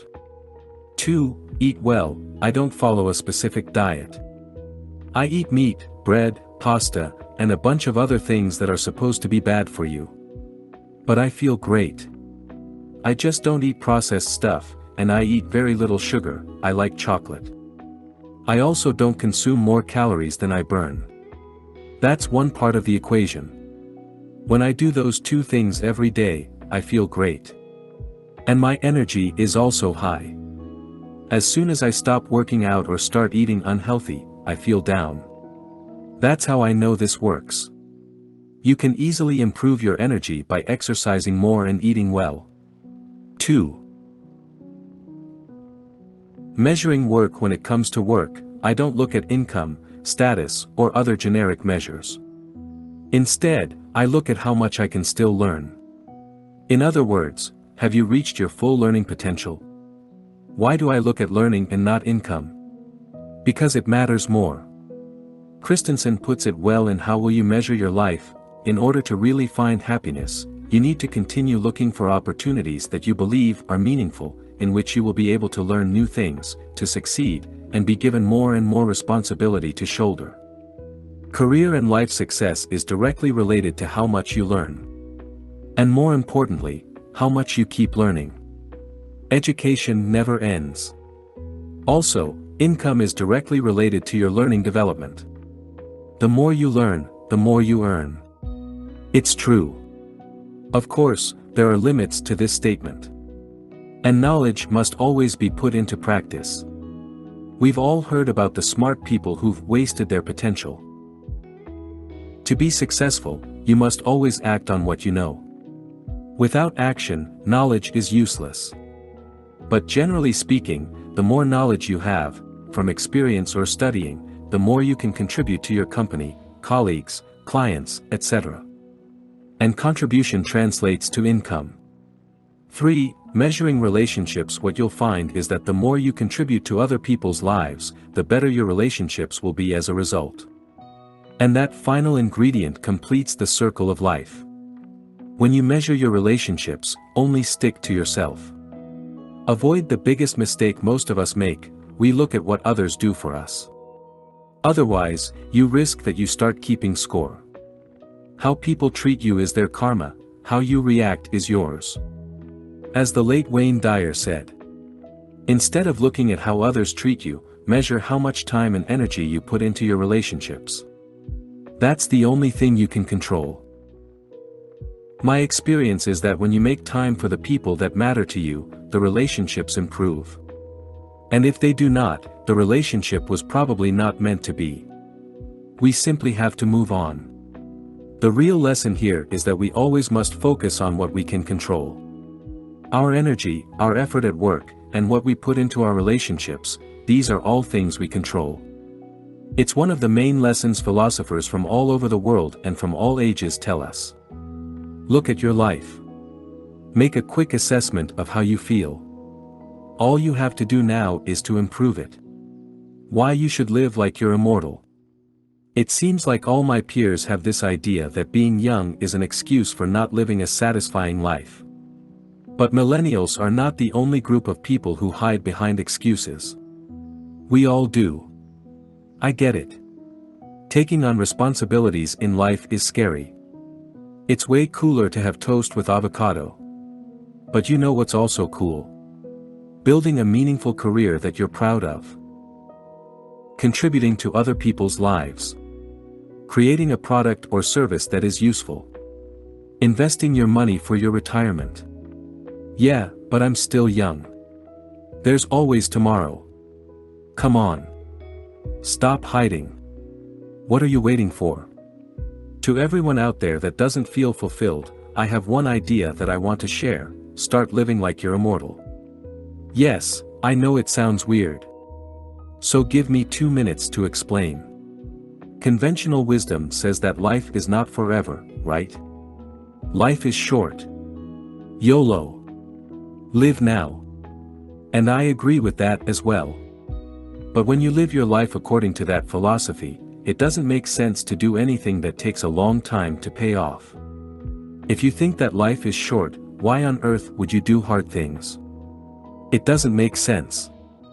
From that perspective, it's better to spend your money, go out every week, drink as much as you can, and live large.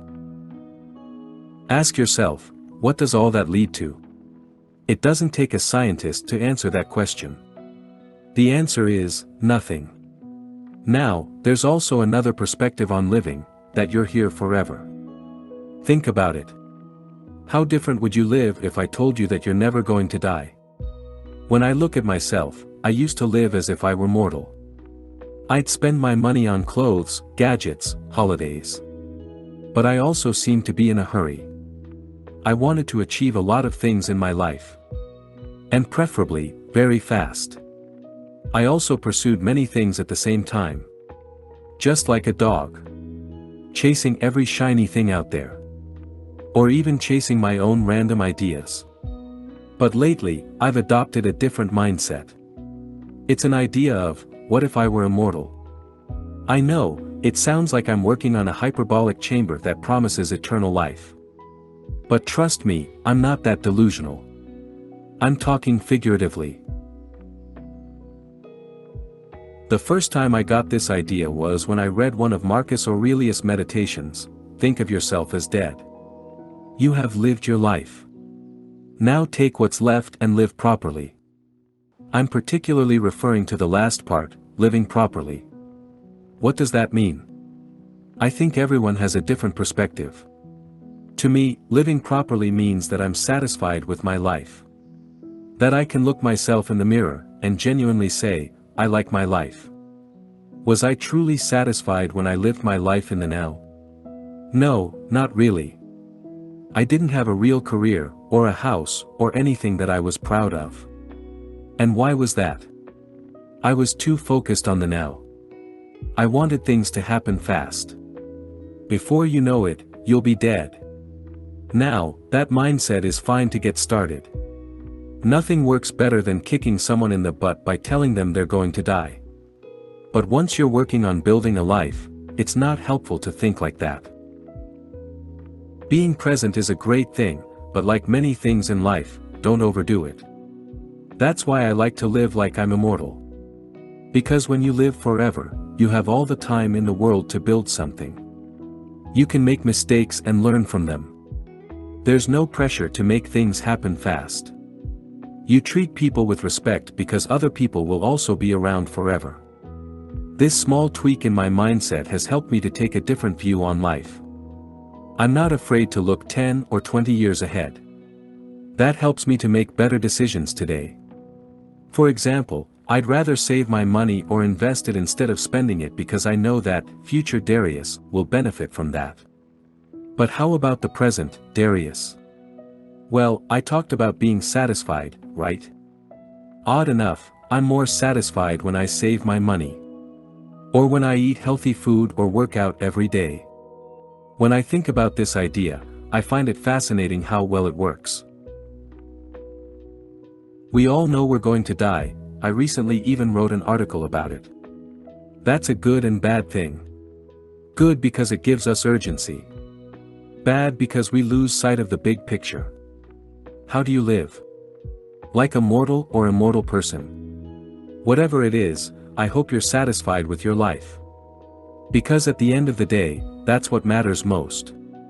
The power of compounding, you can achieve anything, if you stop trying to do everything.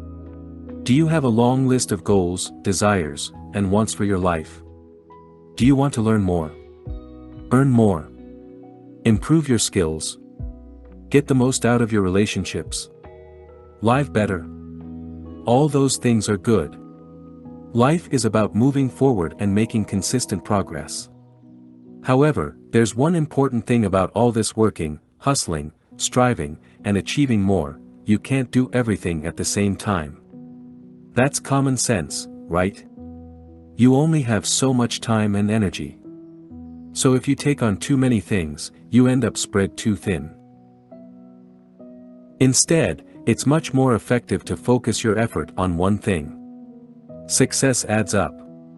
Real success happens when we focus on one thing at a time.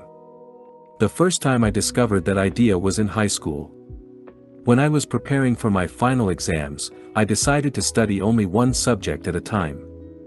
And I only moved on to the next when I fully grasped the material. I noticed that I could learn something way faster if I immersed myself in it for a few days. Most of my peers studied multiple subjects a day. I never liked that approach because it's too scattered. If I'm working on a project at work, I don't pick up another big project. If I'm working on a new course for my blog, I don't start writing a book at the same time. That strategy helps me to get things done quicker and better. Hence, I achieve much more when I give my attention to one thing. Gary Keller and Jay Papasan, authors of The One Thing, which is a great book about this same concept, said it best: where I'd had huge success, I had narrowed my concentration to one thing, and where my success varied, my focus had too. Are you working on a lot of things? Is your attention not on one thing? There's a big chance that you will not achieve the best possible results.